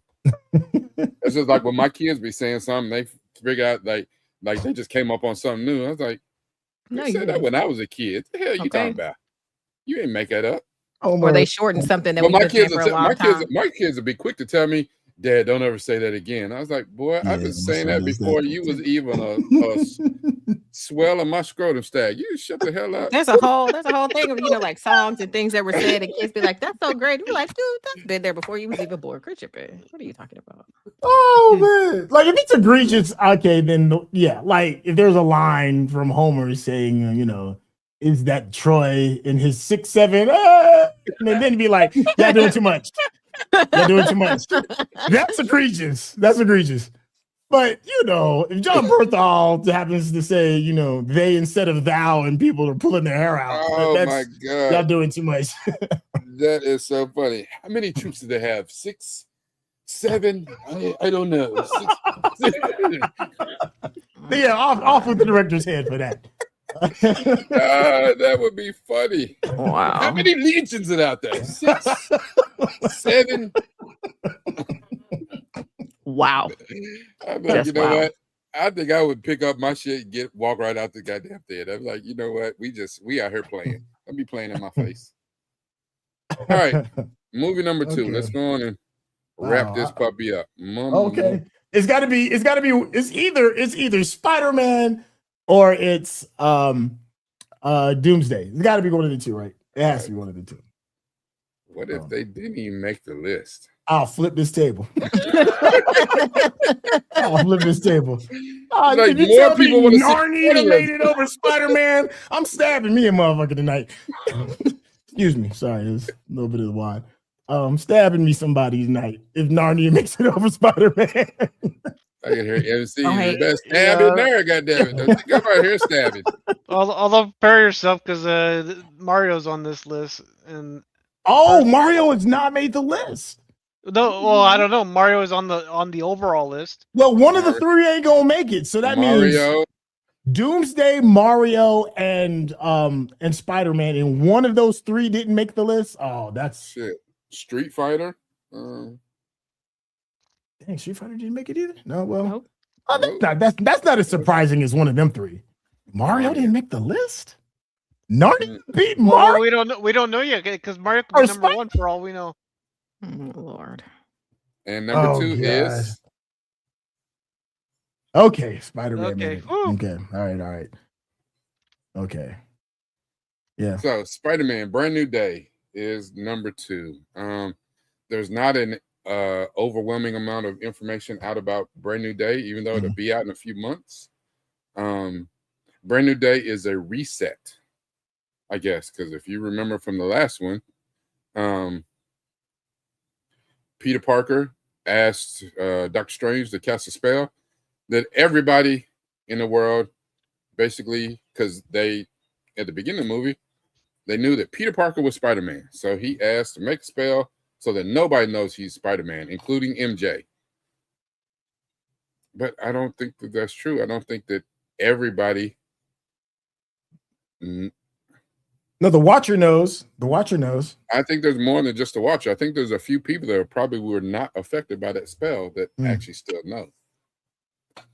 So we'll be interested to see, because I don't know anything about the premise. I don't know who the villains are. I don't know anything about this. I know nothing. Yeah, Nothing. So. But it's a Spider-Man movie, so yeah, I'm going to see it. I mean, how could you not? I mean, it's a Spider-Man I'll think movie. about it. On my personal poll that I had on my page, Spider-Man was the lowest out of the top four that I picked. But yet here it's number two. On the poll, on my personal page, Spider-Man was the lowest. That's interesting. So yeah. Whatever your number ones were might be the reason. Number one, the Bullet, I think, is Doomsday. I mean, it's just like the most I don't know, but you know what I'm saying? I've been hearing, a lot of superhero fatigue. Yeah. Yep. I'm one of those. Some of these, can we get a break for like a year where they don't come up with one of these movies and then we get one and I'll be happy for it? Because at this point, some of these names, I'm like, can we stop? Because as soon as I hear that, I'm like, not another one. Another one. That's why I ain't watching Superman, and I'm not gonna watch it because at this point I'm sick of Superman. Shit. Can we get another hero? Because I'll be want to punch Superman in the face after a while. Isn't that Blank Man? But then again, I was a Henry Cavill fan, so I'm gonna let that go. I don't care what nobody say. Blank Man was funny to me. Every time Rob touched him, this dude. Nobody in the chat's really excited about Spider-Man. There's no big, bursting conversation.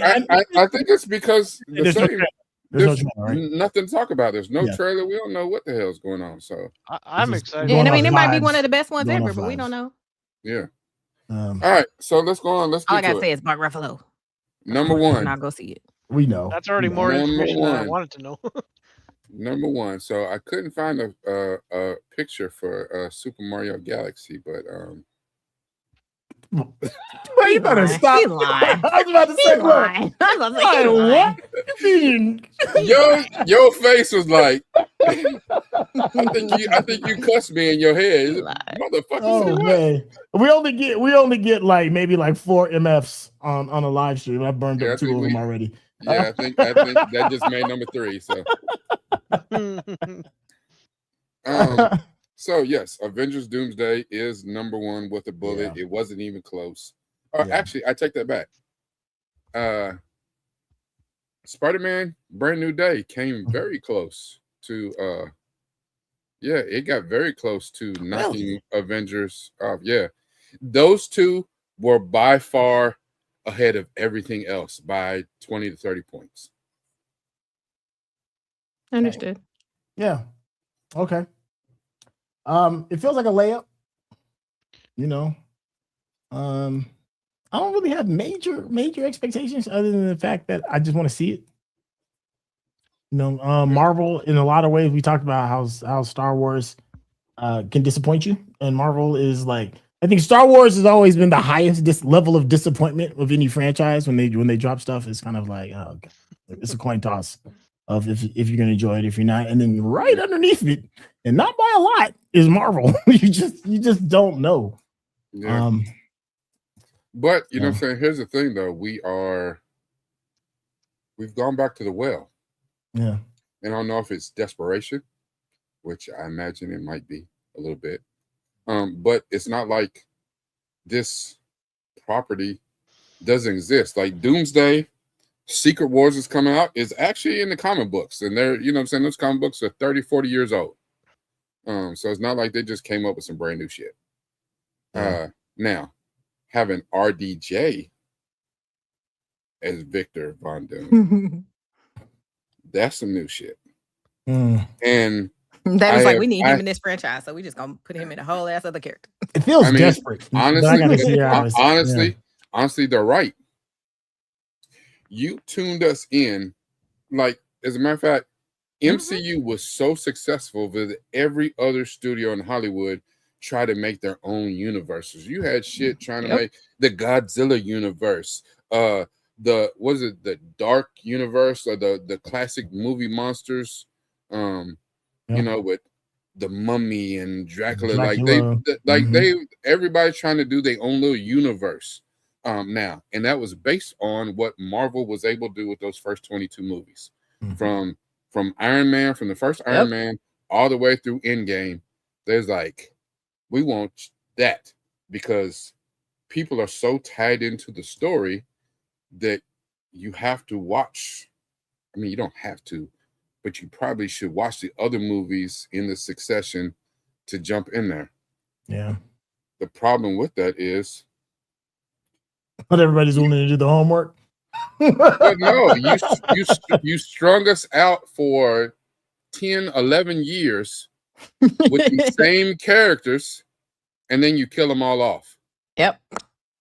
You can't do that shit. Oh no, there's a little bit of me that loves you know it. What I'm saying? I mean, it's like, hey, you liked him, man. Bam. No, but if you're going to do that, then you have to go Game of Thrones with it. We're gonna kill him. You can't take us on a ride for all this time. It's kind of the same thing. Like my buddy right now is playing back through the remastered, the new edition of Last of Us for PlayStation 5. Okay. He put in The Last of Us 2. Now he's already played it before. He knows the story. He put it in, and he immediately took it back out because once they killed Joel, man, fuck this game. And he's right. Like, if you look at when we were doing the reactions to The Last of Us season 2, nobody watched it anymore. Pretty much, like the ratings fell off of a cliff when they killed Joel on the TV show. Because those of us that played the game, we know. But there's a lot of people that are watching the TV show that never played the game. They did not know. And they're like, wait, you had the nerve and audacity to kill Pedro Pascal that you had your rabbit ass, man. Not my Pedro! Not my Pedro! Yeah, they tuned out. All this extra time to hang out with Bad Bunny at the Super Bowl. God damn it. You don't kill the money. Yeah. Pedro is money. Yeah, because there's nobody else. You can't tell me, oh, little girl is playing Bella. Nobody else can carry that show. I don't give a damn how good she's acting. She ain't the star of the show. Pedro Pascal is a star. Period. You know, you don't kill off the. Oh, I love Jack. You don't kill off the main character and be like, all right, well, Ryan Gosling's gonna carry the rest of the show. You was a goddamn lie. Turn this shit off. They tried to Ned Stark him, but at least George R.R. Martin had a plan of so much dopeness in the next coming few pages and chapters and books. Yeah. That you forget Still all about weird, Ned. You forget all about Eddard Stark by the time you get to like the second book. You're like, who? Oh yeah, Eddard. I forgot about that dude. It's just, I'm still like, that feels a little bit shocking though. You don't normally get the person that's on the posters. You know what I'm saying? They don't normally just take him out. You're like, wait, what? Huh? What? I thought somebody was gonna save him. What? You ever see them the YouTube reaction videos for first time watchers of Game of Thrones when they kill Eddard? And they be like, the dude that's on the poster, they killed him. Yep. Love it. Yeah. Hold on. I saw a great question for you, Rakai. Boom, there you go for all y'all. From Alex said, would you have preferred the Kang Dynasty over Doomsday? That's a good question. I don't know, because it's hard to tell what they were going to actually do with the Kang Dynasty. Because for one, the Kang Dynasty was super solid in the Loki TV shows. Yeah. The Loki, those two TV shows were top tier as far as Marvel goes. The problem was that was created, like, that didn't come from, there wasn't a Loki series, there wasn't Loki comic books, there wasn't that. They created that, they weaved that together to push the Kang Dynasty narrative. Yeah. Because the Kang Dynasty exists in the comic books. The problem is, then they put Kang and all that shit in, what was that shit? Quantumanium, yeah. What? What is that? Was heart garbage. Yeah. I don't know. I think Jonathan Majors would have done a really good job. So my faith in that was more in the actor than what this nebulous script might have been. Because I don't know. You know what I'm saying? I don't know. I've lost a lot of faith in Marvel over the years, because you got people coming in making TV shows and making movies that don't know the characters. And when I say that, that means you don't have to have read all the comics and know everything, but damn it, you should. If you're gonna understand this character, you should. You should know the other stuff that come before it. Happened. Yeah, very true. They do that. Why do they do that so much nowadays? They'd be like, "Oh, I've never read. How are you directing or writing or anything? You don't know nothing." Yeah. And then they like Doctor Who. Marvel gave us the reason why none of us walk out of movies now when the credits start playing, because we're like, no, it's a post-credit scene. Might be something going on. Wait a minute. Marvel started that. But what is the point of doing a post-credit scene and it don't go nowhere? It don't show up in no other movie. We don't never reference it again. Like, and they have multiple instances of that. Yeah, it's just, you're like, what are we doing? Yeah. So I mean, I understand bringing back the Russos. They understood the characters. They knew the universe. So it's good to bring back people who are all in on the universe that you're doing movies for. If anybody could right the ship, it is them. But I don't have a whole lot of faith in it. Am I gonna watch Avengers Doomsday in the movie theaters? Yes. Yes, I am. Yep. Still watching. Yes. Absolutely. Yes, I am. So I'd have watched it that they had Little Orphan Annie as the bad guy. I'd have been like, well, it's a hard knock life. Hey, and you know what I'm saying? All she been through, you know what I'm saying? She could turn into y'all gonna get my money. You know? Yeah, no, it's not. Yeah, it's just one of them projects. Yeah, she gonna sing a little bit, probably. Yeah, you know. Now, hold on. I saw this question. What the hell happened with Vision? It's supposed to be coming. They got a TV show called Vision Quest that is supposed to be coming, but once they pulled back the budget and they pulled back everything for Marvel, where they stopped pumping out 17 damn projects a year, they had to be a little bit smarter with the budget, with the things, because it's just like Sherelle was just saying. We and even those of us who love it have fatigue. Like I don't want quantity. I want quality. That part, I'm with you on that. Don't give me more. If give me great. I don't care about more. If you give me 3 projects between movies and TV in a year, but they're all great, I'll take it. Let's go. Yep. Yeah. Let's go. I'll take quality over quantity any day. I'm with you. I was disappointed that Jonathan Majors lost the role of Kang because I know we've pushed this show a million times over. Yeah. But if you all have not seen Lovecraft Country, what are you doing? Lovecraft Country is extraordinary, and Jonathan Majors, it just beasts out. And it's my first real time. Hold on, Lovecraft Country. Not only Lovecraft Country, but Marvel has some new quality points with me, because if you have not seen Wonder Man, Wonder Man's fantastic. Yeah, Wonder Man's really good. It's not for everybody though. I can admit that. It is not for everyone, but it is very good. That is fantastic. Like if you have superhero fatigue, that is a superhero show that gives you very little super, but it gives you a whole lot of hero. A lot of great characters. Character development. It's introspective. Like that show is fantastic. Yes, it is. And it doesn't lean on superhero and special effects to tell the story. It tells a story. And Centel and I have said this forever. Story is king. The better the story is, the better the villains are, is the better the project's going to be. And in this, they don't even so much as really, they don't even give you a villain for real. They give you a villain feel, but the story is so damn good. Wonder Man is fantastic. So, Rakai, I know I was supposed to remind you. Right there. We're at almost 2.5 hours. I was supposed to remind you 2 hours, but the conversation was so good.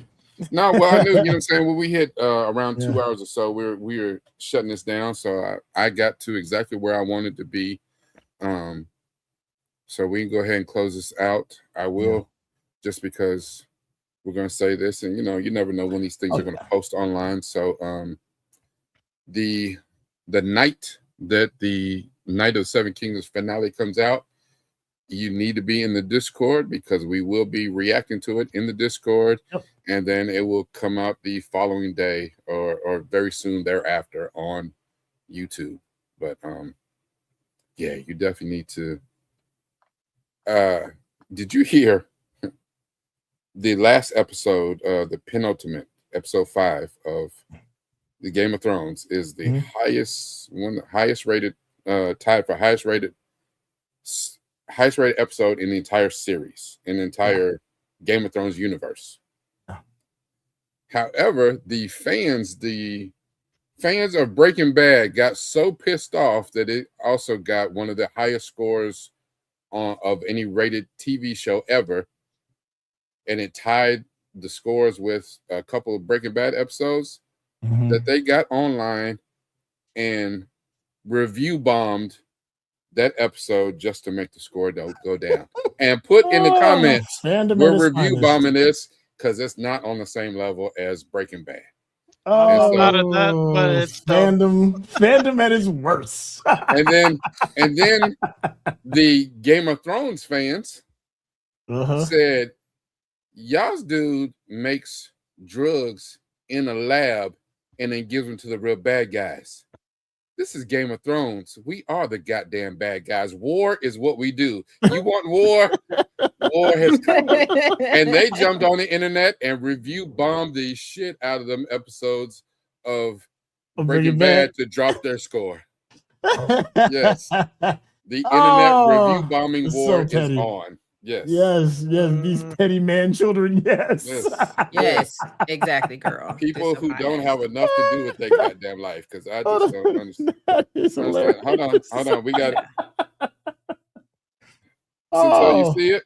I don't know if I need to applaud this hot take, but I'm going to, because thank you for the generous super chat. We are so thank you. Now here's the thing. That's an egregious statement you just said. Wow, you came out swinging, didn't you? Yes. He's swinging for the fences. Breaking Bad is overrated. Wow, you don't have your address posted underneath your. Just saying that. Just looking out for your health. Breaking Bad fans in here, there's like right now. There's like I've never seen one episode of Breaking Bad ever in my life. I'll find you. Never seen an episode of Breaking Bad at all. Wow, believe the hype. It Believe is the hype. really amazing. It is what I consider a flawless show. But I'm gonna top it off. I'm not gonna watch if it. somebody said that this Don't show decide is to watch more it at all. important than life itself, Mm. I'll be like, okay, that's overrated. You know, here's the thing about Breaking Bad. Breaking Bad is an excellent show, and sometimes it's hard for some people to find not the relevance, but to correlate to it. And really, the correlation is about the desperation of a character, what you'll do when you're in trouble, and what you'll do to save yourself. But then it's almost like they said, you know what I'm saying? Absolute power corrupts absolutely. And once you start to get power, once you start to get certain things, you know what I'm saying? How does that change you fundamentally, who you are as a person? And sometimes you'll find that who you've always been is really not who you always were. You found a new lane to really explore and find out this is who you really are. You just never had a chance to be him. And it's goddamn scary to see when a goddamn high school science teacher becomes the him that he really always was. And he's a scary bastard, you know? And that's the thing. And that's the thing. That's the thing. You know what I'm saying? You work with people like that. You go to school like that. You're standing next to people like that in the grocery store. We could be on live streams with them right now. You know what I'm saying? You probably are. She just ain't never had to put it in action. It's okay. Look at you. Better stop. I'm just saying.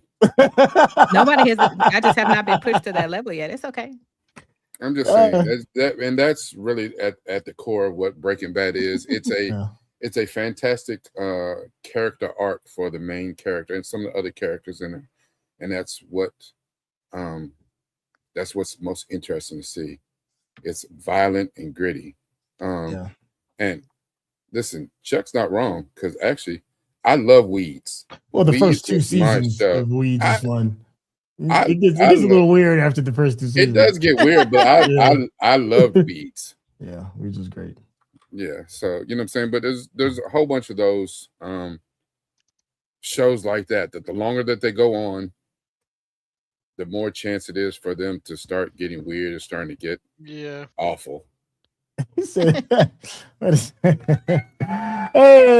thank you, Wolfio. First off, is that your dog? Dog is brolic as hell. Hey, dog look like he beat up kangaroos and shit. He look like he just knocked on your door and was like, "Hey man, I bit the neighbor. Get your shit together."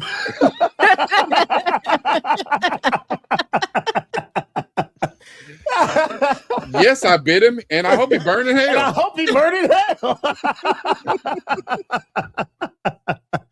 Yo, my man water dish don't never be empty, man. That man. Okay. Wolfio said Breaking Bad is just a gritty Weeds. Yeah, I like Weeds. Weeds are fun. What was the bald-headed black dude that was in freaking 40-year version? What's his name? That was in Weeds. Romney Malco. Romney Malco. He was great. I liked him. Yeah, that was my first time I got introduced to him was in Weeds. Oh yeah, he's great. I don't know. What do you think about this? Mark, you got to watch Ozark if you like Breaking Bad. Ozark is great. Huge fact. Ending sucks, but everything up until the final episode is freaking fantastic. Yeah, Ozark is really good. Really good. Yeah. Marty. Oh man, yeah. Breaking Bad. Also, to kind of back up some people's points regarding that it is overrated.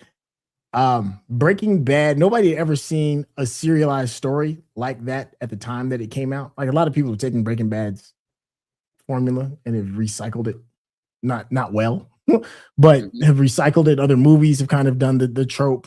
But at the time that it came out, and Gilligan, it was Gilligan's first project, right? If I remember right, it's his first big project. To have somebody with that much control in the writing room to tell their story exactly the way they wanted to be told, and to see the fall of a good man, it was one of one. The same thing with The Wire. Like young kids that watch The Wire be like, I don't get it. I don't understand why there's so much hype. But at the time of when it came out, nothing like The Wire had ever been done before, ever. Not on that level. Not to tell that many stories about one city, the story of the city of Baltimore. But if you watch it today, I still think it holds up. I still think it holds up very well. But you show it to people that didn't see it when it first came out. They don't necessarily feel the same way. So, but that's part of the problem of, you know, saying to say it holds up, because we did see it when it came out. Yeah. So it's kind of like when we watched A Christmas Story. You saw it when it came out as a kid, and you hold a certain amount of nostalgia for it. And I watched it now, and I was like, "The fuck?" You're like, I'm good. Okay. Yeah. Like, all right. You know. Yeah. You know, y'all talk about. I heard y'all talk about your boy Falcor and that never-ending story. I ain't never seen that shit. That's why I'm scared to show it to you, man, because I don't want you to shit on my childhood. Loved that damn movie, man. You understand? There's a moment, man, that's damn near as traumatic as when Optimus Prime died, man, in the Transformers movie. And I know you're gonna have some kind of freaking side comment that's gonna just boo-boo on my poor little childhood in that moment. Listen, you don't want to watch it with me because you know I'm gonna turn into 50 Cent and I'm gonna be petty as hell. You like, man, screw his ass. Shit. I'm gonna be like, that should be the goal in the end of your life. What we watching tomorrow? Nothing. They watching shit with you. That should be your goal in life, to be 50 Cent level petty. Like, is this your king? Falco's your king? I don't know. I do want to watch it just so I can understand what people talking about. Shit, you know what I'm saying? But thank you, Wolfio. Yeah, Never-Ending Story. It is. It's dark for a kid to watch, but man. Okay. Well, I tell you. I mean, you know, and that's the hard thing about making a movie that means something to people at a particular time, and then you watch it years later. It may not hold up as well. Yeah, not everything. Look, hey, y'all got some sacred calves that y'all are holding on to right now. And in about 15, 20 years, you're going to look back at that and be like, ooh. I promise you. That's just how it goes. Yeah. All right. Well, again, so just in case anybody spilled in here late, I know that Chuck tiptoed in here a little bit later. I don't know how long he's been here, but so we went through the top 10, and number 10 was Toy Story 5. Number 9 was Narnia. Number 8 was Project Hail Mary. Number 7 was The Mandalorian and Grogu. Number 6 was Michael. Number 5 was Supergirl. Number 4 was Dune 3. Number 3, The Odyssey. Number 2, Spider-Man Brand New Day. And number 1 was Avengers Doomsday. That is the top 10 list as it was voted on. Damn it. Thank you very much. Yeah, it was probably one of our bigger voter turnouts. Thank you everybody that voted. Appreciate it. Yeah, it's all good. And I want to thank y'all for showing up. Next week's topic. Ooh-wee. And that list is already done, and I will probably have that out tomorrow. Get back to that. So next week's list is, I just want to make sure that because this actually came out of a discussion that we had in the binge-worthy chat. So our binge-worthy chat on the Geekish Network, we were having a chat and we got to talking about what are the most consistent franchises in movie history. Oh God. Now, here's the thing, because it's not an argument, but it, you know what I'm saying, some words were said. Words were said, because some people just like, you know what I'm saying, they're like, screw Harry Potter. He's like, how dare you, sir? You know, yeah. Hey, we had some people that went in and was like, what the hell is you talking about? You didn't say franchises. You didn't say franchises they love. You said successful, right? Most consistent. No, not successful. Oh, so consistent? all right, so what are the 10 most consistent franchise in movie history? So now what I did for my list is I removed all movie trilogies. If you only got 3 movies, I removed it. So that took out a lot of shit like The Godfather, Rush Hour, You know what I'm saying? Some that only got 3 movies. So it's everything that is more than 3 movies, 4 or more movies in your franchise history. I feel like I'm gonna be disappointed. Also, I didn't do specific movies, like not Christopher Nolan's Dark Knight trilogy. Nope. You gonna do Batman? Let's talk about all them shits. All the Batman shits. You gonna talk about Superman? Not just the last ones or the ones that you like. Let's talk about all that shit. And I feel like I might vote for maybe 2 movies out of that whole list. I feel like I'm gonna be disappointed. But I think it's like, you know what I'm saying? Because like, you know, I'm a Star Wars person. But if we talk about consistent, I'm like, shit, what they have like you're like a quarter of them. Yeah, like they got 11 movies. What was it? 4 of them were good? Ah, damn it. So consistent based on the consistency and the quality of the movies, cultural impact and longevity, the narrative continuity, world building and immersion, and then last, financial success. Because I mean, you cannot knock things that people have shelled out a whole lot of coin to go see. But like, because I'm removed trilogies, like the most successful trilogy of all time is not on the list, and that's Avatar. Not on the list. They've had 4 movies, don't they? No, they got 3. They only got 3. You're thinking of the one that shall not be named Avatar. No, I ain't thinking about that bullshit. No, Avatar's only got 3 movies. I know they're supposedly having more. So, and this list also only consists of the movies that are already out as of right now, not a movie that's supposed to come out later this year or next year. Nope, already out as of next Saturday. So that's interesting. Okay, is Lord of the Rings making the list? Because there's only, Lord of the Rings and The Hobbit. Yeah, Lord of the Rings franchise includes all 6 movies, all Lord of the Rings and all Hobbit movies. Look, Rings fans was like, we got it locked, and then you said The Hobbit, and everybody was like, exactly. You gotta take the good with the bad. Like, yeah, because that's just like somebody was talking about Harry Potter. It's like, well, Harry Potter got 11 movies. It's like, no, it doesn't. Harry Potter only got 8 movies. I was like, there's 3 Fantastic Beasts movies. Yeah, Don't forget them. Yeah.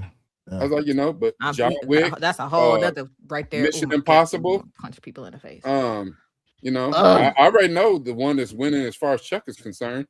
Yep, I'm voting for Fast and Furious got 10 movies, so all 10 get my vote. See right there, I just feel like I'm just gonna set my sights on disappointment, and if I'm not, there's gonna be loads of disappointment on this one. Believe that. So y'all better vote. I can feel it. I can feel it already. Look at this right here. Do you see this? Oh, wait a second. Hold on. We got Woofio too. Hold on for a second. Woofio, we forgot about you there. Hold on. Woofio 2. He had 2. Fast started good, and it got even better the more it went on. I mean, professional troll.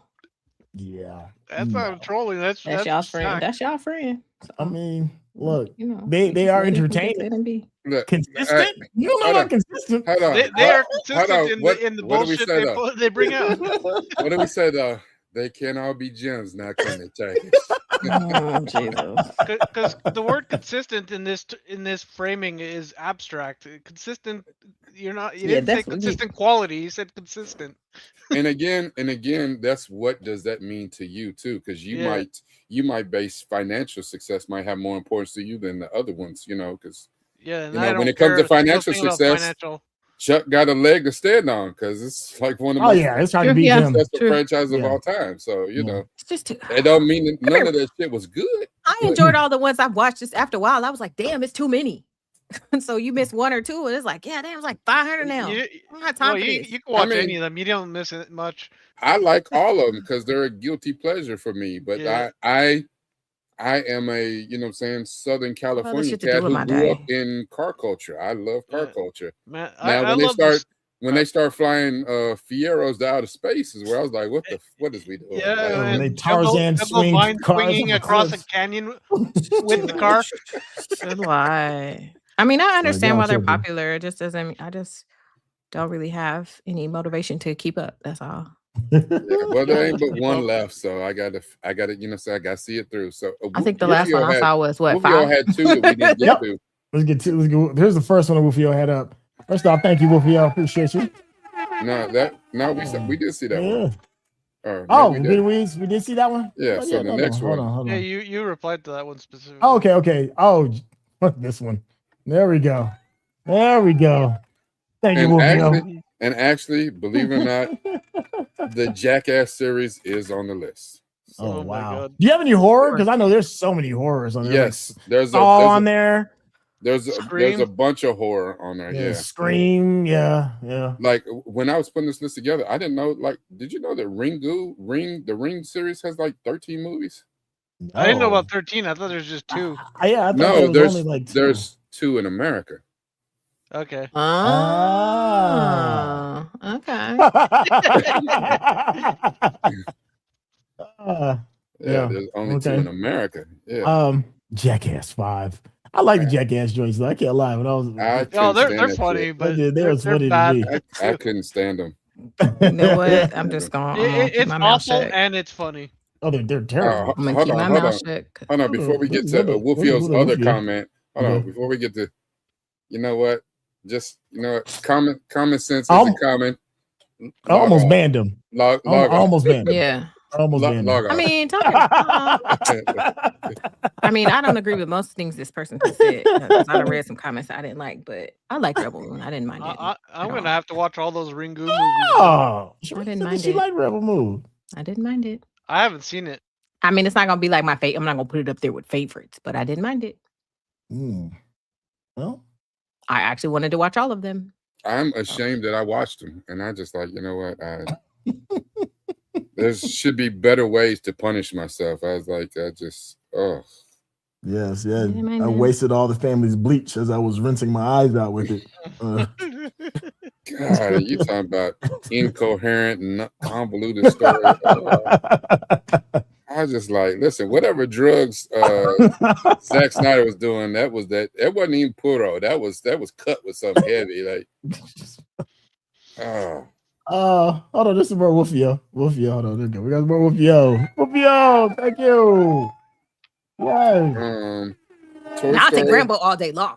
Toy Story, Rambo, and Toy Story, Rambo on the list. I love Rambo. Yeah. Okay. So just as a quick thing for Wolfio's comment. Out of those 3, which one's the most consistent? Out of Toy Story, Rambo, and Rocky, what's the most consistent? It's got to be Toy Story, right? It has to be. Probably. Yeah, Toy Story for sure. Unfortunately, it delivers strongly in each movie. Where guys like, I don't know. You don't have to like it, but it's the same quality throughout. Let's say you know what? I guess I have to agree with that. I mean, I haven't seen 4, so I've only seen the first 3.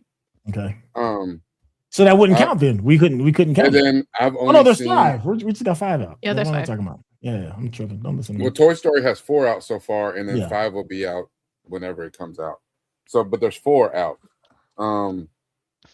Rambo has 5 movies, but I think I've only seen 3 of those. I have seen all the Rocky movies though, so that's the only one I've seen. All 9 movies of the Rocky franchise? That's a lot.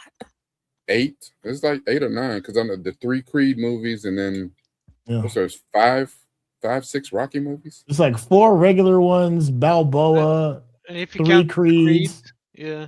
No, wait, no. The regular ones. No, there's 5. There's 5. Yeah, so when he fights Tommy Guns, that's 5. Tommy Guns was 5. Yeah. And then there's Balboa, which closes that out. I ain't never seen Balboa. Oh yeah. Okay. Balboa. And then 3 Creed movies. So. And then 3 Creed movies. Damn. Yeah. So I don't know. As of right now, as far as that goes, I would have to say Toy Story as far as most consistent. I probably guilty pleasure. I like the Rambo ones, but I've seen all the Rocky ones and I like those. I don't know. I don't really care for Rocky as a character. Rocky and Rambo is very same as far as like nationalism. You know what I'm saying? They're very American propaganda type films. Like, I don't know. I served with a whole bunch of dudes who thought they was Rambo, and they was more like Beetle Bailey. It was like, sit your stupid ass down. Yeah, so it just, Good times. Oh, hold on. We still got some more. Listen to this. Damn. Okay, thank you, Vince. Vince Moore, appreciate you. Yes. Thank you. We was trying to get up out of here, but y'all keep dropping super chats. So every time we try to get out, you keep pulling us back in. The 28 series. I thought there was only 3 of them. The what? 28. The 28 series. Days, weeks, and years. Oh, right. Oh, 28 days. Yeah, no. There's days, weeks, and there's years, 5 and of then them there's now, the right? bone. Yeah, and then No, there's the bone. The bone collectors. No, there's 3 weeks, and then no, there's 4 weeks. No, excuse me. There's 4 28s, and then there's the bone collector. So it's 5 total. No, there's days, weeks, then years. Years. That's the 3. And then the 28 years Bone Collectors, 4 movies. No, but then the Bone Collectors has 2. There's 2 in the Bone Collector series. I thought there was 28 years. 28 years later. No, you're right. So it's days, weeks, years. And the last 2 just came out was years and Bone Collector. Yeah. Yeah, so it's 4. Okay. Yeah. There we go. Well, that's not on so it does qualify. But it is now. Yeah. The Tyler Perry universe. Wow. Wow. Well, the Medea movies. Yeah, the Medea movies. Technically. It does. It counts. It counts. Right. And depending on but listen, don't get it twisted. Depending on where you voted, where the votes are coming from, there will be people that will put the Perryverse. I want to see on this list the Ernest movies.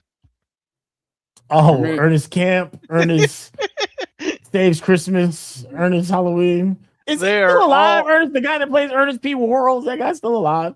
No, I think he passed. Yeah, I think so too. My gosh. It would have been like a while ago. Yeah. That dude definitely found a niche. How in the hell did he even get the gig? Like, did he do like a series first and then he did the movies for the Ernest stuff? It feels like the SNL movies before they got made. Like yeah, I don't know where somebody had a character and like, yeah, let's make a movie on that. All right. Shoot, now we're getting close. Now it's time to say goodbye. Yes. Because it's late as hell. Yes. All right. Well, thank y'all for again for coming out. Like I said, as you see, next week should be a lively. We're only going to do the top 10 of that as well, to cut down on time. And I think because this was a smaller list, we took a little bit more time going over the upcoming movies of the year just to show the list. We're not going to do that. So those, if you voted, you voted. Next week, we're just going to cover the top 10. And then maybe, after that, take a few questions on what you upset didn't make the list, but that's your fault because you didn't vote. It's a travesty. Very true. I'm bummed Narnia beat out Mario Galaxy. Mario didn't even make the list. How did Mario Brothers not make the list? I have to agree. I'd like Mario. Y'all are alone on that island. Of stuff that didn't make the list, Mario and probably Street Fighter, I would have wanted to see make the bottom of the list. But those, I would have took those over Toy Story 5 and Narnia. But, okay. Yeah, I mean, all don't lie, right? All right. Yeah. Well, thank you again for another lively discussion. Thank you to everyone that showed up in the chat. Thank you to everyone who came through with the super chats. Thank you so much.